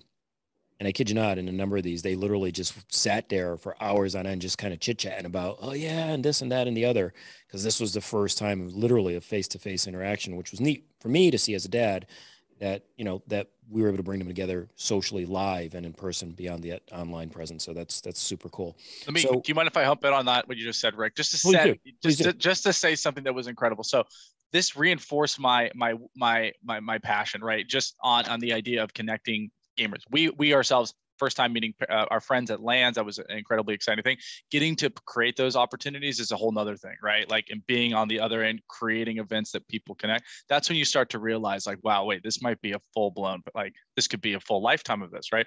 So through an event, this is after I left Ghost Gaming and kind of went through an interesting time trying to rediscover my identity in this, and decided to throw a tournament for an underserved gaming community, which is StarCraft. I mean, this is like the original esport. I'm going to keep this part very short. I know we have short on time, right? Through a tournament for like $300 just for fun on the weekend. It was at Esports Arena in Orange County, right? We had like 20 different people show up, and I meet a couple kids. One of them is from, like Sausalitos or something, SoCal area. And another person, he goes, I'm from Hawaii. I go, very cool. I used to live on the Big Island. Where are you from now? He goes, I flew in from Hawaii for this tournament. This tournament was $300 with 20 people. He goes, this is the first time I'm getting to meet my best friend. I go, wow, dude. Okay.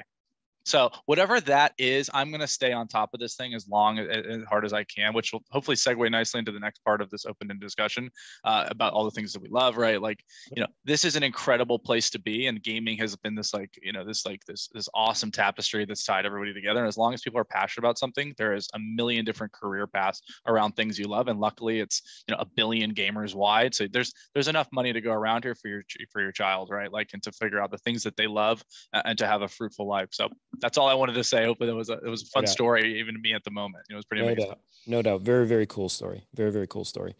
With that, we're going to segue out a little bit just based on time. So if we can just wrap this up quickly with our last parting shot and what you like about esports. If you had to give advice to a student or a parent that's kind of hearing this for the first time, why do you like it? Stick with it. And we'll kind of wrap it up as soon as we can because we're definitely over that hour limit. I'm just going to go down the order and let everyone kind of participate in it. So, Joey, I am going to start with you.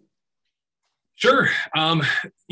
Keep that passion alive, right? I mean, find all the opportunities that esports does have to offer, that there's so much more to esports and gaming than just gaming.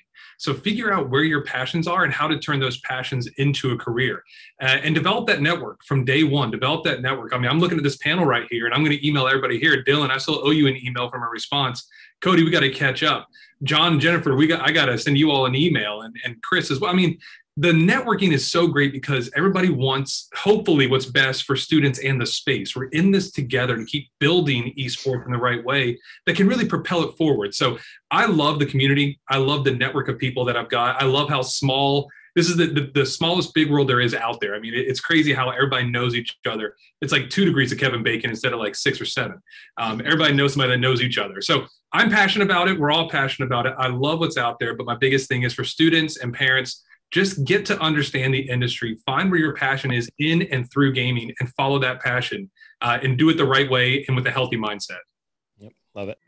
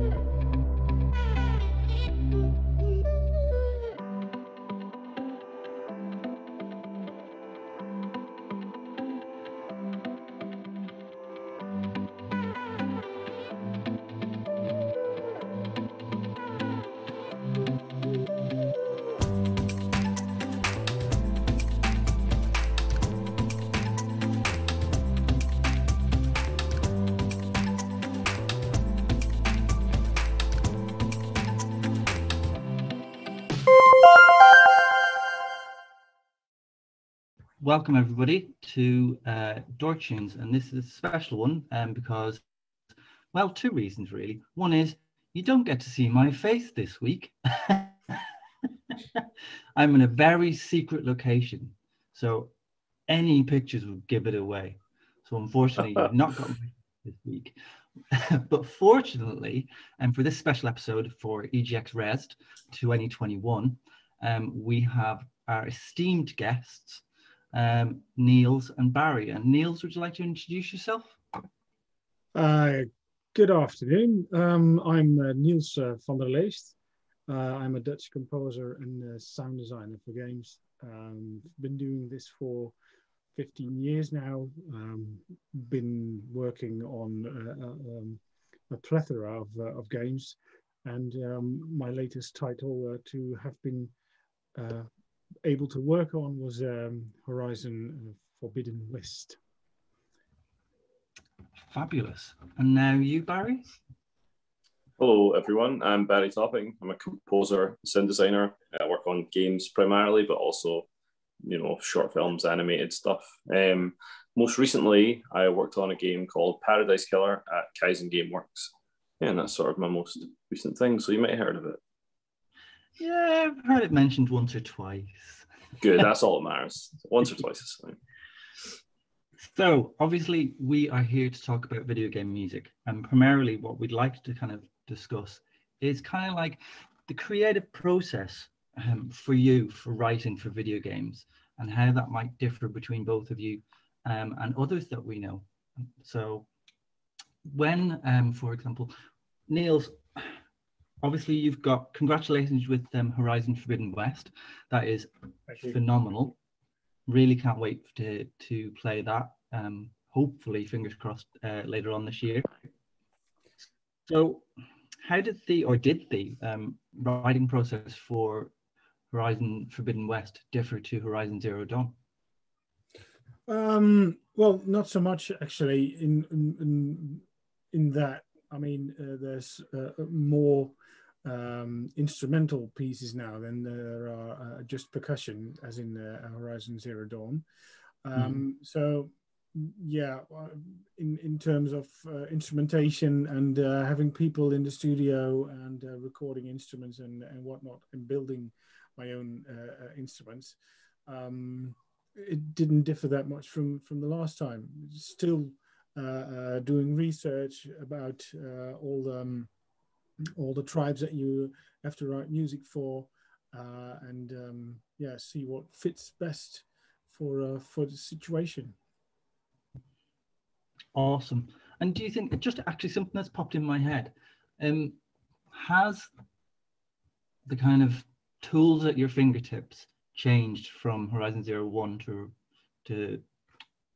the new one, Forbidden West? Have you got more for your arsenal, basically, musically? Oh yeah, more as in physical tools, you mean? Yeah, physical, kind of electronic, all that kind of stuff. Oh well, yeah. Of course, Horizon Horizon Zero Dawn was already heavy synth-based music, of course. Still trying to keep it close and not big orchestra and all that. But yeah, for Forbidden West, Horizon Forbidden West, I started collecting synthesizer modules for my modular synthesizer and other synthesizers. Well, that's a money pit, I can tell you. Yeah, and so what do you have? Do you have a Eurorack or? There we go. Nice, very nice. That's a lifestyle.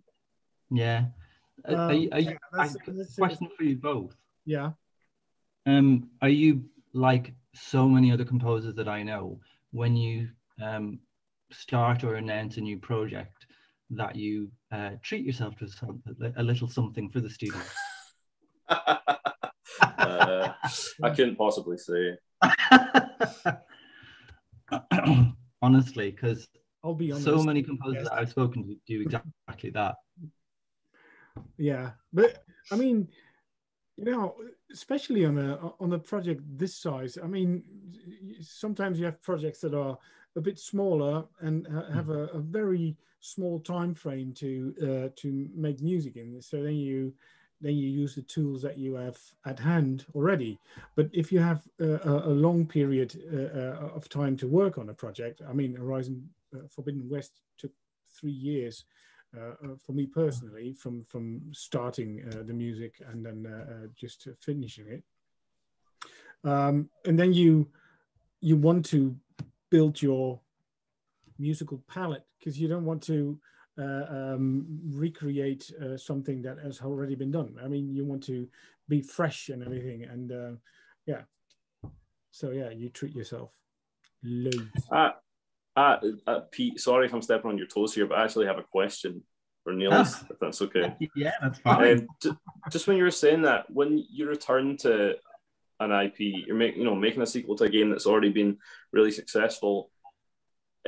Is it pressurized to go bigger, to do better, or does it feel like kind of putting on an old pair of jeans? I mean, I imagine it's a balance, but when you started, did you feel any sort of pressure to really excel, really exceed what you've done before?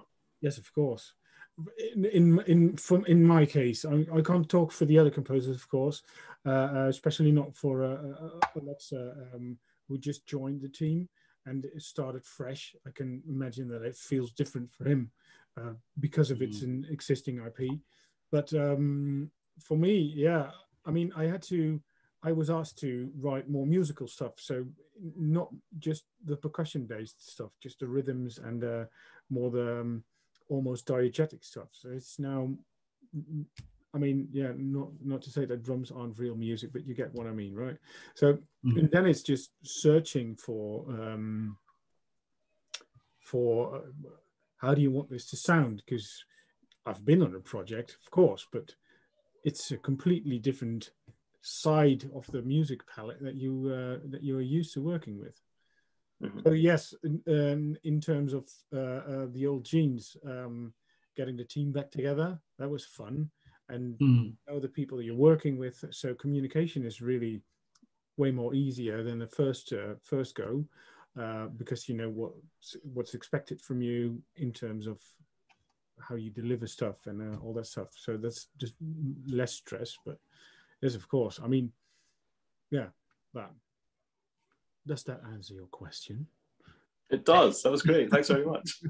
Pete, you can leave if you want, man. We got okay, I'll steal it. Actually, on that point, and this is one for you, for Niels. Did you feel pressure because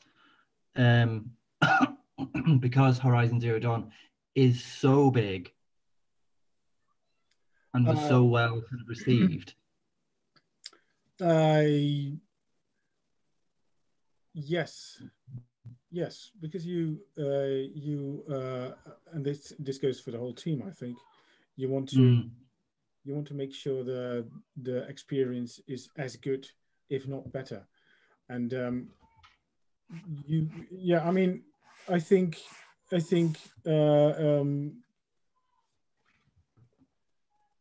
yeah, you want to stay up there. You know, you want to. Fans are expecting something now from us or from the game, and they want to hear more. And yes, I think the direction for West went in terms of music and in terms of everything, but is quite a big step up. But yeah, that's, of course there's pressure, and I mean, then a couple of weeks ago, they announced our involvement with the project, and I was nervous, of course, because what are the people going to think? I mean, we've been listening to this for 3 years, and now now people are going to listen to it, and perhaps expecting something, and then they liked it. Happy days. It's that old second album thing, isn't it? It's like having to follow up your most popular thing. It's, tricky. Really tricky, but fun. Now the pressure is off, so now it's smooth sailing. Well, it is now for you, particularly because you've just moved house. Well, that is not just yet smooth sailing, because we still have a contractor in the house making a lot of noise. You'll be left alone soon, yes. And then I get to start the process with our kitchen and stuff. So great. So, Barry, how was recording Paradise Killer for you? I mean, it's a new IP. You know, nobody knew. Paradise Killer was made under pretty fortuitous conditions, I guess. I wrote and recorded everything in 6 months, because I was brought into the process quite late on. And like, I think when we recorded vocals for our sort of theme song, that was basically like the week before lockdown happened. So like, we got lucky. But writing that much music in such a short time obviously had its challenges, but being able to completely immerse myself in the brief, which was specific enough to say this is the style of music we want, but they gave me enough freedom where I could just basically do whatever I want. And once we got past the first couple of demos, we really settled into the idea of it didn't have to be just one style. As long as there was sort of an umbrella style that married everything together, I could basically just do whatever I wanted. And having that level of freedom meant I could work much quicker. And yeah, because I had a few instrumentals involved, great sax player, great guitarist, obviously Fiona sang on it. But yeah, pretty much everything else I was just doing myself. It was, I didn't have a team that I had to work with. And in terms of stakeholders in the project, it was really only Kaizen, and we have like a good relationship because we're friends. And I think they were just quite happy to let me get on with it. So yeah, being able to just sit there in my wee studio and just absolutely blast through tunes was very great. And it was a nice distraction from what was happening at the time as well. So yeah, definitely. And do you think that kind of the process that you put when you're composing, is that something that you're going to continue with every other game, or is it going to change with each game, or does it even? I mean, I guess for me, I'm quite happy to do anything really. Like, I don't really feel set in one style, but it depends on the project. I guess when you do something as stylized as Paradise Killer, which if people don't know, Paradise Killer is very sort of influenced by city pop, vaporwave, general 80s stuff, a bit of 90s stuff.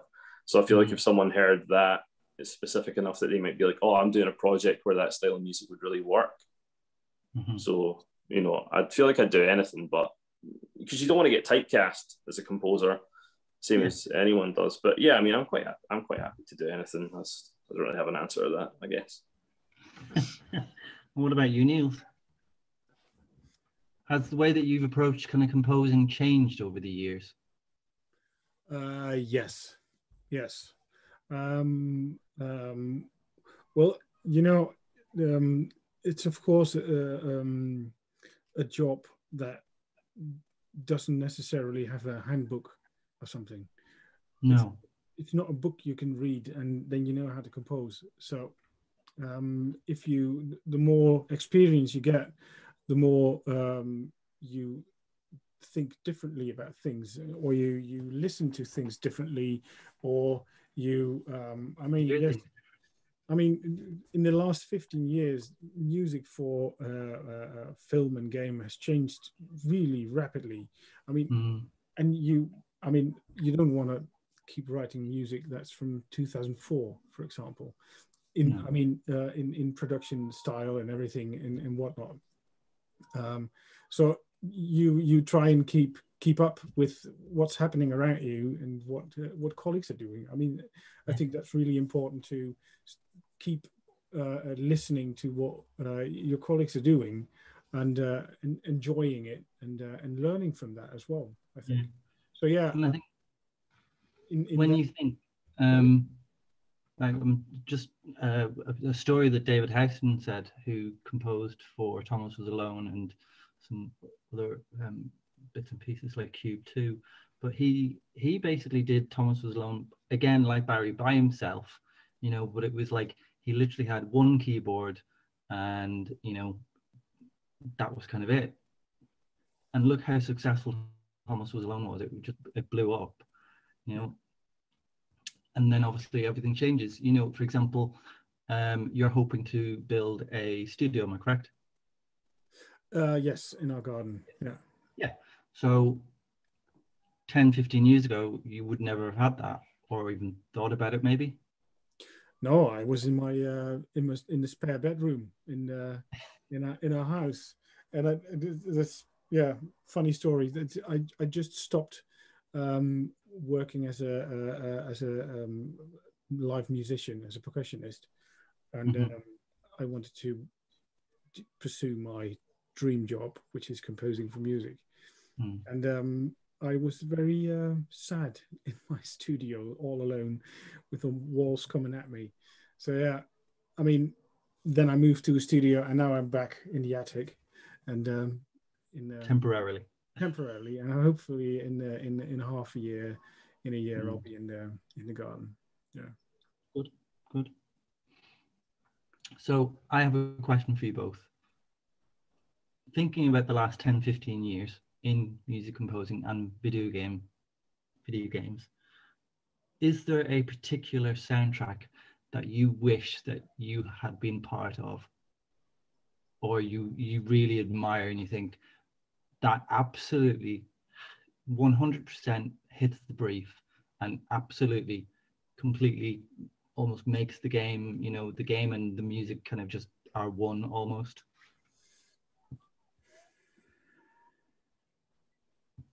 I can see you thinking. Yes, I have an answer. I personally think Undertale was a massive soundtrack for me, in how important the soundtrack is to the experience of the game. I mean, all music's important to the experience of the game, but I know I've not played Undertale for years now, but I can still put that music on and it makes me tear up, like, because it was such an important part of such like a great experience. And it fits, because I mean, Undertale is it's a mishmash of styles, and the soundtrack is a mishmash of styles as well, but it supports that. Yeah. Yes. So yeah, for me that's really a recent soundtrack that, I mean, there's tons obviously, but Undertale's one that sticks because of, the emotional impact it had. Yeah, for me it's an older title. There's a lot of titles that really hit home, but one that really made a big impression on me, that was Bastion. And I mean, just the whole style, and a game having songs in it was just epic. Mind blowing. I think that was the first game, apart from every Final Fantasy intro, that had songs in it, and actually song part of the game. I think every game they did have songs in them. I didn't play Pyre, but I believe so. Yeah, awesome. The I think for me, one was a fairly recent one. It's probably one of my favorite soundtracks of all time, and one that not many people I think have played, but That Dragon Cancer by John Hillman. It's just stunning. I've heard it over and over and over again, and it still makes me cry. Just, there's a particular track on it, and I think I've said this about a million times on here, but Awake, Oh Awake, My Joel is probably the most heart-wrenching song I've ever heard. And it's not a big song. It's really sparse in its composure, but it's just stunning. Yeah, definitely. Excuse me, getting a bit emotional there. So obviously you've got lots of fun, exciting things coming out. Excuse me. Some of them you can speak about, and obviously some of them you can't speak about. So you think 2021 is going to be a good year for gaming?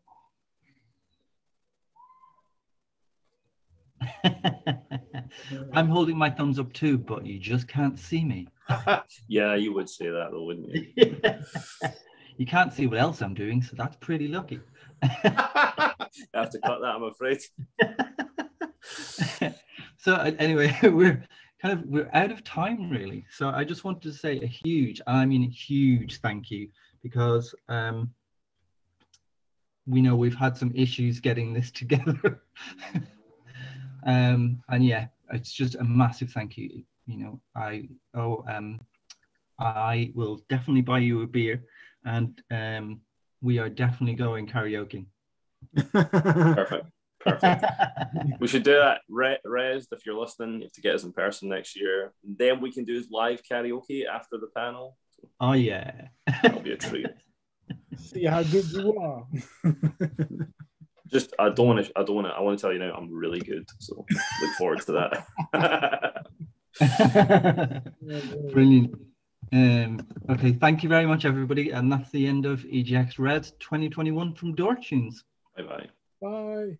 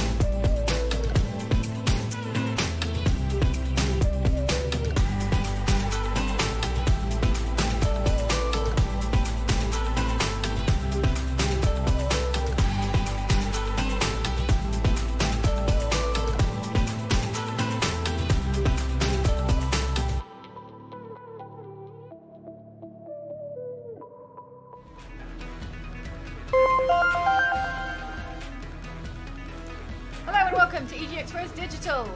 Hi. Hello, yes. Hello. As is Rezzed tradition, we are playing Gang Beasts once again. Introduce yourselves, folks. I'm the blue cat with the sunglasses on. Cool cat, you could call me if you like. Sure.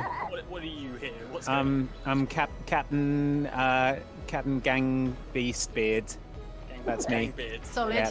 I'm Jane from Outside Xbox, and I'm Green Granny Murder. Granny Murder in green. Granny Yeah. Murder. All right. Arms well, up. Ready? Yeah. We're going to start with a little best of 5 on random stages. Okay. You know how it goes. This isn't your first rodeo. It's a Maybe classic Oxbox Gang Beasts tournament. Gang Beasts Throwdown. That's right. Yeah, what I remember about these is that they're extremely good-natured. There's very little trash talk and very little shouting. So, Yeah, exactly. So it's going to be just a very calm, scientific demonstration of the sweet science of gang beasting. Oh, yeah. okay. Start with the chimney, is it? All right, All right. here we I go. see. How are we going to start this off? I'm going to go after the pirates. No. Hey. By the way, hey, you're seeing hey. my perspective on this, so Yeah. this is So Granny how about? Cam. Yeah. So Mike, no one's seeing any of this. Wait, hang on. If I catch up This with isn't you, interesting. hang on. Let me catch up with you. All right, okay. All right, because at the moment it's just Granny on Yeah, her Mike, own. let her catch up with you. Yeah. Andy, get back here. What? No, I'm Right, just. I fine. think for the sake of the stream, Mike, you should let her catch up with you, and you two should fight. All Right, I see. Now Okay. I'm still figuring out. I'm just remembering how everything goes. Yep, that's for grabbing stuff. Oh, there's And the drop kick, isn't there? Or The flying drop, headbutt drop, thing? jumping kick. Yeah. No. Oh no! I headbutted Jane out of midair. Oh, no. That was amazing. All right, that was what the else wrong is gonna time be to amazing is you experiment getting with the dunked drop after. kick. Yeah. Oh, dang. Dang! Wow. Power play. Wow. I had no idea Whoa. you could launch people Jane, like that was great though. Jane jumped in midair and I just nutted her out of the sky off the chimney. It was great. Whoa! You were like a top flight goalie, just Yeah. heading me out of the goal or into the Oh, goal. I hate this level. I hate this level so much. All right, I think we should team up on Mike because he's one ahead. Okay. No, Yeah, no, yeah, no, I no, agree. no, no, I you don't agree. need to do that. No. Oh, your No, hat's oh. your hat's off. My Andy, hat. No. Hang on, let me get Andy's hat. Let me smash your head through this window. How about no? What? Oh, I better What's get you what's bit- grab again? Remind me. It's the LB and RB button. Oh yeah, I've got it now. And And then you know what that means for you? Bad times. Oh no! Yes. No, I now should've release, told you. release. Yes. never. Punch and punch. Headbutt. Punch. Headbutt. Punch. No, Use your no, distraction. Mike, no, Mike. Oh, Granny Murder. Oh, she fell How faster did than I fall us. faster than you? How did I fall faster That must than you? really, really Okay. offend you. Oh A kilogram of Granny Murder and a kilogram of feathers. Weigh the same. no! Okay, I was doing so well until I walked myself off the elevator. Yeah. This is a terrible warm up, by the way. It is. Have they updated the graphics? But it is. On Yeah, essentially. look at that beautiful water. It's Okay, beautiful. right now. Such Now. lighting. Oh, you're already throwing. Isn't You're it? already launching Yeah. Andy off. You gotta I get don't in. think you gotta so. get in early. I don't think so. I don't I'm think all so. over your That's face. right. Yeah. James doing a Hurricane Yeah. Rana, which is a wrestling move. Yeah. Well, technically I it was don't a really know what poison I'm doing. Rana because it was a reverse one. Whose grip strength's gonna give out first? Not Granny's. Mike, if I I've got headbutt him. claws. Try it, mate. Try and headbutt. Oh, Oh, no, I'll try it, Andy's- all right. Andy's You going can try over. this. Alright, I daren't let go. Can I interest you in today's I'm gonna special? get slingshotted. It's the headbutt. Oh, I'm gonna get slingshotted off this balcony if I let go. Okay, right. I'm just All gonna, right. gonna move around here where I can Andy, see let what- go. No. Andy, let go. Okay. All right. Fine. Andy, let go. What is Yeah, team up on mine. Honor amongst thieves? Yep. Ah. Yep. Never. Right. Honor okay. amongst gang beasts. That's what it is. And now to simply input the button combinations Yeah, to perform my correct special combo. move. Yeah. Oh, no, He's down. Get him, He's out, Granny. Get him. Oh. No, Oh, no. ah. I've got Get both him. of you now. Now listen here, you two. Now listen here, you Behaving scamps. kiddies. No! You go. Okay. Fine. Headbutt. And Headbutt. you, Like that. and you, Andy. No, not me. Oh no, my hat! Got your hat. My hat! No! That's No! good, Oh, you can follow it to hell! Follow it to hell! You can follow it down. Oh There no! you go. No. The sudden drop in the sullen swell. 10 fathoms deep on the road to hell. That's you. That's where Alright, you are. okay. You're 10 fathoms deep. You're having some trouble. Does that mean the road to hell Having goes some trouble there, vertically Mike. down? Yes. No, I'm not having trouble at all. This is pro strats. Where do you think hell is? It's not up, is it? But then how is it a road if it's vertical? It's still a Like, road. the ladder to hell is 10 fathoms. Ah, how do I It's raise like my... getting gum off your arms? shoe. Someone Yeah, really. scrape him off. Oh, I'll scrape him off, all right. Someone Like scrape this. somebody. There you go. Look, now headbutt. Headbutt. I said headbutt. Come on, no! Oh no, that dang blue cat. How do you lift them up? How do you? Look at my cat. Okay. What? You hold Y while you That's what I grab was it. doing. Why was it not? All right. Jane, this is outrageous. We need to stop him. I know, we need to team up. We do. We need to headbutt him unconscious. Okay. I will. Right. You need to headbutt him in the butt. Butt head him in the head. Get in the incinerator. You get in the incinerator. You do it. Why don't you for once? I must admit, this is the greatest and strongest start to a Gang Beast. Yeah, you're doing great. Have you been practicing? No, Yeah, he's been practicing. He's been cheating, learning the controls. I've been playing, this being Rezzed, I should mention I've been playing other excellent indie game, Totally Reliable Delivery Service a lot, and the controls are similar, but crucially with different buttons. Oh no! Oh no! Oh! Yeah. Oh, get that cat! Get that cat! Get him in! Get Alright, him in! I'm gonna jump Get us him. both Yes! in! No! Oh no! Andy, you just How had to did I stay fall alive! in? I was know. gonna make an honourable sacrifice of us I both. appreciate it.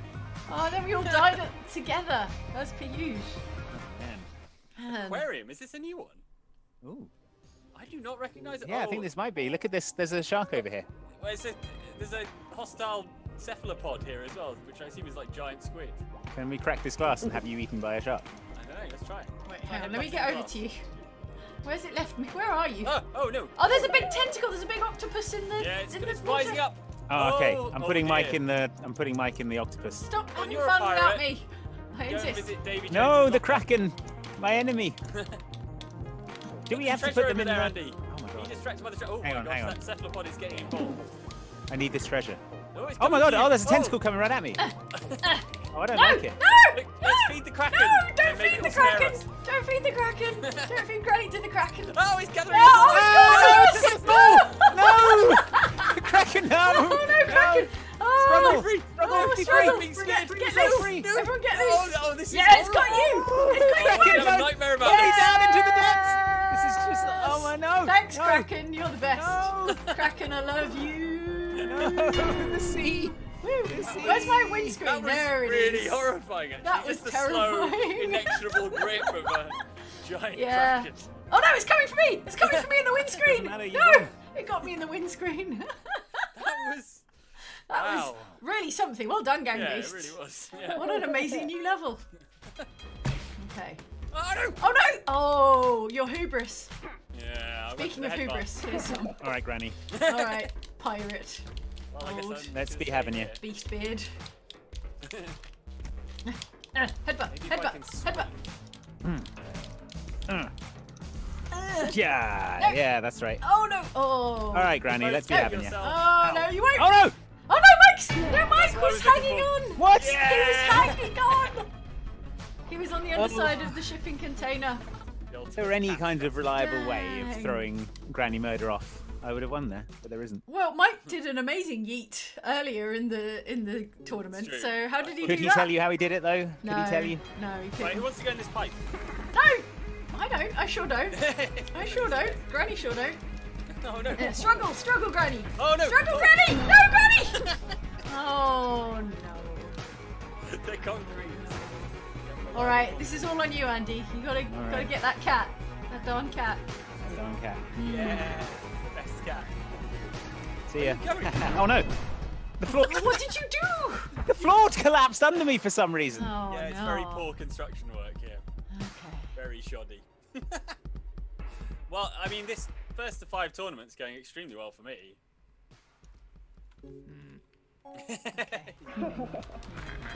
All right, this one stands. Oh, yes! no. Yes! Oh, Yes, Oh, he that's- failed. One hit kill. They call her One Punch Granny. Oh, Granny, Yes! Damn. Wow. Bringing it! Granny Granny murder. bringing it! Yes! Alright, I found. up to her I don't name. think I would Granny's have found died her falling from groove. that height. You You don't have to landed die, on, you just have to your fall. heart. How Granny got her groove back. Yeah. Vents, is this a new one? No. No. It's a very old one. Alright, Very now old. simply to repeat the process on you. This one's basically entirely different. This one. Oh, I said repeat the process of victory on you. Oh no, I'm out cold. I'm out cold on the floor. But no one capitalized. No one Oh, capitalized. wow. Here comes the Andy's fan. capitalized. Here it comes. Everyone's No! fine. No! Everyone's Dun, dun, dun, dun, dun, dun, dun, dun, dun. Oh, Granny Murder's still alive. Ha! Ha ha! Right, game position and... Yes. Right now, There we go. we commence fighting. Fight. Now, if Again. you wouldn't Again. mind just getting off, please. Thank you. Go, No, both of Granny. you, both of Granny. you, both of you, go on. Granny, leave it. Yes, Granny's got such powerful shoulders. Granny. Yes. Granny, no. Yes. Die. Get down. Stay I down simply there. won't Stay allow it. No. Yes. Oh, Okay. blimmin' fan's back on, isn't it? Live. No, stay down. Stay down. I can see my little cat legs wiggling. Stay down, Redbeard. No. Oh, Yes. I died. I think I died. No, I Yes. died. That's what we want. Okay, everyone it's at just home you and wants. me now, pirate. Collectively. Yes. Grab him. Granny. Grab him. Hoist him. Granny, no. Throw him. Granny, This is show like the mercy. mainsail. Throw him, I said. Oh, Yes. No. Oh, no. Yes. Oh, no. Yes. I'm fine. No, I'm still Granny's here. like I'm holding that on. was like Kazuya from Tekken. Throwing, Yeah, It I'm was your like grandmother. like Turns out Heihachi throwing. I'm your grandmother. Oh, are you gonna get A the? little pirate chick. There we go. Yep. I'm alive. Oh, she's back. She's back. Oh, there's a little walkway in there. I never realised. Oh yeah. Good landing it. All right, let me just manoeuvre. I just headbutt you in midair. Oh, no. Yes, well, look No. who's in Granny's grasp now. No, Oh, Granny. Granny. Yes, that's How right, do Granny. I throw you without Well, wouldn't you like to eating know? myself? I also would like to know. Granny. All right, hang on. Headbutt. Oh. Headbutt. Let him go. Gran- Let him Granny. go. Let him go. Yes, How look did at that you get looping. back on? That's right, looping. How did you swing up onto the platform? Woo! This is a great contest. Yo for the ho, new yo ho, a pirate's life for All right. me. Fall in the fan and be no, sliced no, by it. I am And I sort will of stay falling up over. here. Oh, you're running along the being blades. inced by the fan. I am the winner today. Yeah, you win. I was briefly like Briefly doing a running little along the blades. platforming along the blades. Yeah. I just need one to seal it. Off the starting line, finally. Gondola. Now the comeback Score on the begins. board. Oh Is no, this new? gondola. Is this new? No, it's Gondola, not, is it? no. Oh, it's these. It's not that kind of gondola. It's not the nice Venetian kind. No. Yeah. Okay. Oh punch, solo punch, mio. kick, punch, kick, headbutt. Punch and come on, big kick now, Granny. Come on, get up, Granny. Yes, You wouldn't yes, do this solid to this contact, cat, solid you? contact. Oh dear. Oh. Wait, we need to eliminate Mike. Otherwise, if he wins Oh one more yeah, game, that's true. Right, let's he get wins. this cat. He gets all the Come on, marbles. All right, carefully. Yeah, get it by the throat. I think someone's got someone by the throat, and it's Yeah. not Yeah. you getting Give me a piggyback. This one-armed choke slam situation you got going on. Oh, very nice. Jump, Granny, jump. Okay. All right, I'm gonna steer you around. Hey, you gonna help, pirate? Me? Yeah. Nah, probably not. And he's waiting, hoping that this gondola I'm hoping that you both fall off. Yeah, I know or you the are. gondola collapses. What are you holding onto my hand? Yeah, I'm like Captain America in that thing where Yeah, you're holding a helicopter. Yeah, yeah. helicopter, no. I'm so Look at my stretchy. biceps. I'm so stretchy. Ah! Okay, so dicey. The headbutts. Okay, and we're back in the ring. Oh, Oh no! Oh, I forgot that was a thing. Wow, it Oh, looks, no. looks like bad times over I there. need help. I've been betrayed. We're upside Okay. down. I can help by encouraging you. Yeah. Help us. Okay. Now would be the time to I'm start sort of repenting your sins. and- What if I get the cat by his feet and then sort of dislodge him? You know that thing in a movie where like Yeah. the bad guy is Oh no! on the Oh brink no! of death, Yes! but must Yep. still do the Yep. bad thing. Yeah. Okay, let go now, cat. Let go now, cat. I refuse. Let No, go, no! cat. Okay, all right. I grip strength. Now, Andy. Oh no, my grip strength! Oh no, it's giving out. It's giving out. My grip strength. Oh, Granny. Oh, there she goes. Look at the Yeah, pirate. default. Coward. Default. Cowardly pirate. Well, All right, the comeback well, it continues in earnest. Okay. The streak, it's on.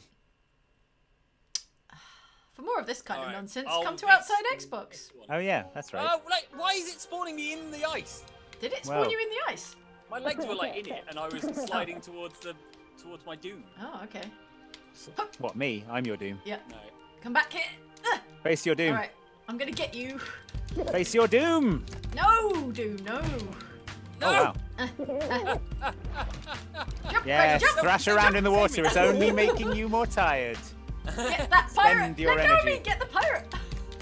Get the pirate. Mike still wins if he gets another game. Yeah, but you were treacherous How you to have me. to. What? No. that Yes! is not Stay in the treacherous. water! No. Stay in the water! Oh. No, I've got the hat, but nothing else. Yeah, take the Flotation hat to the device. depths. Take it to the depths. Yes! No! Yes! Unconscious pirate. No! Oh, I'm dead. Okay, Pirate's Mike's out. The image of a cat gripping onto a pirate hat. Down to the depths. Away. Come on! Punch! Oh, no! Granny, Yes! Now stay there! Stay there! you stay there. You No, stay- I'm unconscious. Yes! Yes! No, Yes! no, Yes! I'm sinking under. Yes! No, I'll never let go, Jack. Yes! Triumph for Granny murder. Yes. Oh, she's sinking. Oh, she's sinking in the windscreen. Close. Jane, you're getting close. Okay. Oh, the wheel one is a ruddy nightmare. Oh yeah. Hey, we start down here. We start That's down fun. here. All right. Well, I want to get me on a hamburger there. Yeah, I'm getting on a hamburger. Get on a hamburger. No, my hamburger. My hamburger. My hamburger. My hamburger. Oh. No, Andy, hands off my hamburger. Oh no.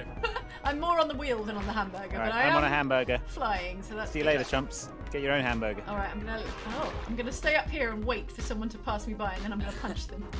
That's not really how it works. Oh no! Oh, I fell. Oh, I fell. Oh no! No, I'm in the bottom of the wheel. Oh, I'm getting crushed. I'm getting crushed by a hamburger. Good. No. Oh no! I fell in the water. No. Does this pier still collapse? Yeah. Yeah, I think so. Oh no! Well, the cat's in the water. Oh, so... oh man, the wheel's sped up. Like you. Oh would not boy! believe. Oh no! You're gonna get flung out of the wheel. Better not. Come back, pirate. Mike, are you still in it? Dead. Mike's- No, I'm dead. oh, I Mike's- sank Mike's beneath down. the waves. The wheel stopped. Okay, good. How am I gonna get at Andy? Tell me this. Yeah. Why don't you try? Wait till he comes round and then grab him out. I'm trying to climb. Grab me out of my hamburger. Yeah. My Yeah, hamburger is He's coming safe. down. He's coming Oh down. no! My hamburger fell off. Oh, it's falling. Oh dear. Oh, everything's coming apart. Yes. Oh, there my he hamburger is. collapsed. Welcome to my level. Oh, Whoa. Everything Whoa. exploded. Oh, physics just went on. Bye, holiday. Granny. Oh no! She survived somehow. She survived. Tenacious. I thought the elderly were weak. No, you thought wrong. That was a myth that we spread for our own benefit. Yeah. Hand over your pension book, Granny. I'm one of these granny robbers you read about. No. Yes. Haha, Granny's still alive. I'm just headbutting a pole now. Okay, Granny, you just simply You wanna- need to climb. You wanna get Climb headbutted? to victory. Spider Granny. There we go. She's back. She's back in the game.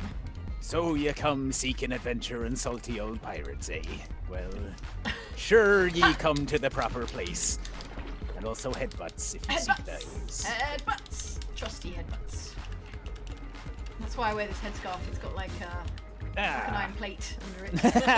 It's cheating. It's got a horseshoe in it. You can't throw me. I throw you. What? No. I throw All right. you. I said I throw you somehow. How am I going to make that happen? When's the pier How going about to start this? properly collapsing? I think maybe it's different now. Maybe. Oh no! I jumped myself into the water. Yes. Nope. No, Nope. she's back. Oh no, she's back. Can't be drowned. Clawing her way back. Undrownable. The kind of tenacity that led to her living such a long life. Yeah, right. Grim Reaper can Every take time me. the What do you Creeper think turns you've up. Not today. got? Not today. I've got to stay alive to kill this pirate. Okay, alright. Oh. Okay, alright. Granny's getting tired now. Granny's getting tired. He's going to... It's a real slobber knocker, right? Yeah. Yeah. Big arm drag from the pirate. Okay. Now, if I just hold your face against this wheel, like grind it off. Granny! Oh dear. Oh dear. Oh dear. the pirate's on a On the burger. wreckage. Okay, Oh, we've it's like both the end of Titanic. got a bit of wreckage. Who's gonna drown first? Who's gonna drown first? Grab No. it! Oh, Granny Yes, murder. yes, Granny murder. No! Yes, pirate drown. Wow, very good. And now round. let Well go. done. And now I can sink to my final reward. Oh, Granny. Oh, Granny. Go into Wow. a little gem that you threw over the side of the boat. Yeah. This is going well. Trucks. Oh, I'm so bad at trucks. Oh, I'm no, so bad at trucks. trucks. We can't let Jane win, otherwise she wins overall, Andy. So. Oh, I see. All right. All right, cat's out cold. Boot him off. I agree with Boot that. him off. I said. No. Oh. Hey. Hey now. Hey. Hey now. I was so long out of the previous round, I've forgotten how to play this game. No. Ooh, that was close. Wait, if I just hold you up into a side. Yeah, that would probably work. No. Oh no. Oh. Yeah. Oh. I don't know what I was thinking. Yes. And this is. I've basically completely squandered my massive lead that I had at the start of the game. For shame. Never seen such horrendous squandering of the lead. And it's only going to get worse when I throw you in front of this train. Really snatching defeat. Okay.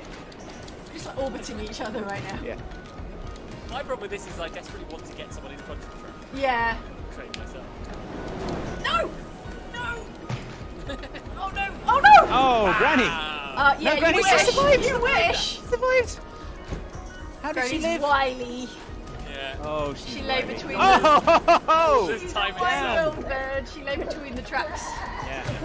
Kept her head down. Trains more frequent these days. Could I didn't be. make it through Gang Beasts World War II. It's the Gang Beast version of World War II without being wily. Oh, the cat sound! Get him! Get him! I'm trying to, and you grabbed me. I had him. Oh no! Oh no! This might be it for Granny. Come on. Come on, Granny. Train's gap, Granny Bird. No! Get Yeah. up! Get up! Climb! Start climbing! Start climbing! Oh my god. Yes, I'm back. Okay, all right, Andy. No. Put your face No, under pirate the ways. No. My pirate ways forbid this. Pirate code says that none of this. You should be parlaying. Yeah, parlay. Oh, ready. Ready out cold. Yeah. Oh my gosh. How do you get any kind of leverage? Ow. Get up, Granny. Get up. Get up. Get up. Oh, I'll knock you out. All right. I'll knock you out. Already. How do you do a bow? Oh, it's B. It's B. Hold B. Yeah, it's basically a slow headbutt. Okay, it's a very slow headbutt. Yeah. Okay, what about a jump? Mike's unconscious. Get him. And he's unconscious. Mike's unconscious. Get him. Oh yeah, no wait. Mike's the competition. If Mike wins, Mike's crawling around on his face. It's like a very sad cat. crawling around on this train. All right, I'll work the body. Work the body. Work the body. Body blows. Soften him up. Slow down, Granny. You're about to hurt somebody. Uh-oh. Oh no, we're all in! We're all in! Oh no! Oh no! Oh no! It's a climbing contest. Oh no! Oh, Climbing no, contest. Okay, all right. Yes, be crushed. Yes, the pirates come back. It's still on. Oh no! It's I can't still believe on. how still on it is. Yes, it's still on. Even Stevens. Wow, the decider, the deciding round. Oh no! Oh, it is And it's on grind. Okay. Jane, we can't let Mike win because if he does, he wins. Even Stevens. No prisoners. I'll even your Steven. Every beast for themselves. I'll even your Stevens, mate. Oh no! Get in that mincer. Oh no! Get in that mincer. You get in it. Time for pirate sausages. That's not a thing. It is. Cat sausage, though. That's a thing. Probably in the cheaper. Granny's old-fashioned.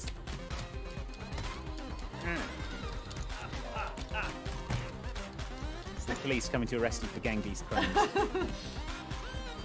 You can try. You can No, try to throw no, no, me. no, no, no, no, no. I won't. I won't get in there. I won't do it. No. Don't. No. Oh, Come and at me, he's getting thrown no. up. He's getting all No, thrown up. that is horrifying. BS. That is such BS. Oh dear. Yeah, well, it's all over now, Andy. Andy's out of the runnings because someone is going to take. Unless it's a draw. Unless this is a draw, of course. No. My hat came back. That means I'm alive. All right. It's gone back in. Oh, Granny, no, what the hell? How did I do that? Granny! I don't know. I have no Hey. idea what button I pressed to Granny, make that why happen. did you do that? I was trying to throw Mike. I was trying to throw him. Oh, I sank. I Unbelievable. sank in the pink goo. Oh no! Look at the sad cat. Can't believe. All right. Well, I think the gaming commission should investigate that because that looks like a thrown game for gambling money. Outrageous. Well, just ignore the massively expensive Rolex my cat is now wearing. One more decider. Yeah. In the aquarium. Yeah, I don't know why we're doing this a one's decider. for We all already the marbles. decided that I'm the best. Can we go to the aquarium though? Because I do want to see it again. Yeah. I like this. I like those. See who can avoid the Kraken for the longest. Yeah. Why is it finding other players? STS. It shouldn't be finding other players. It's not. It's It just says saying matchmaker is finding other players. that. No, it lies. GANGBEASTS. Luke wants you to make the Zoom call, Mike. Okay. Okay. All right, here we go. All All right. right. This is Mike. Granny's favourite place. She likes to come here. Mike can't and win this as well. Quietly reflect on her Can long and rich life. A long and octopus-free life. Octopus-free life. Oh no, it's I'll coming never for me. be The killed octopus by is an coming for octopus, me. she's probably saying to herself. The aquarium's got to do something about this octopus. No, Andy, no, don't help the octopus Yes! out. No, Andy, Yes! what are you doing? Yes! What are you doing, Yes! Andy, you maniac? I'm feeding, I'm giving the Stay there. octopus. Stay in The there. Kraken. Jane just absolutely slung Andy. All right, Your I'm hat nailing a all gold over. coin to the mast. And this is anyone who can bring me this octopus. Oh no! Andy's in Andy's there. in the water. And Jane Face is down. in the water. No! Jane's in No! the water. We can, Enjoy we that, can get out of pair of this. you. We can get out of Because this. I'm a sailor, I never learned to swim. I consider it bad luck.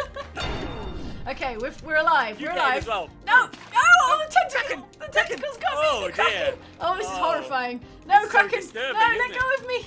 Let go! Let Oh, go! it's- Help what a me, way cat! to go. Help me! Help me, What a way cat! to go. Help me! Oh no, it got me! It got me! No, Mike wins again! Damn you, blue cat!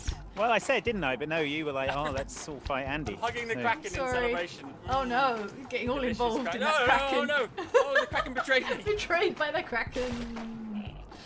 Oh, All right. off to the depths Well, you go. Well, a sad notes for EGX Digital. Very happy note. No. Yes, thank you so much for joining us. We've Hope been this Outside doesn't Xbox. ruin the rest of your weekend, everyone. Congratulations Try and soldier on. to Mike the Blue Cat, who reigns supreme in Gang Beasts. Enjoy the rest of EGX Rezzed Digital's content here on the Twitch channel and elsewhere. And we'll see you next time. Bye.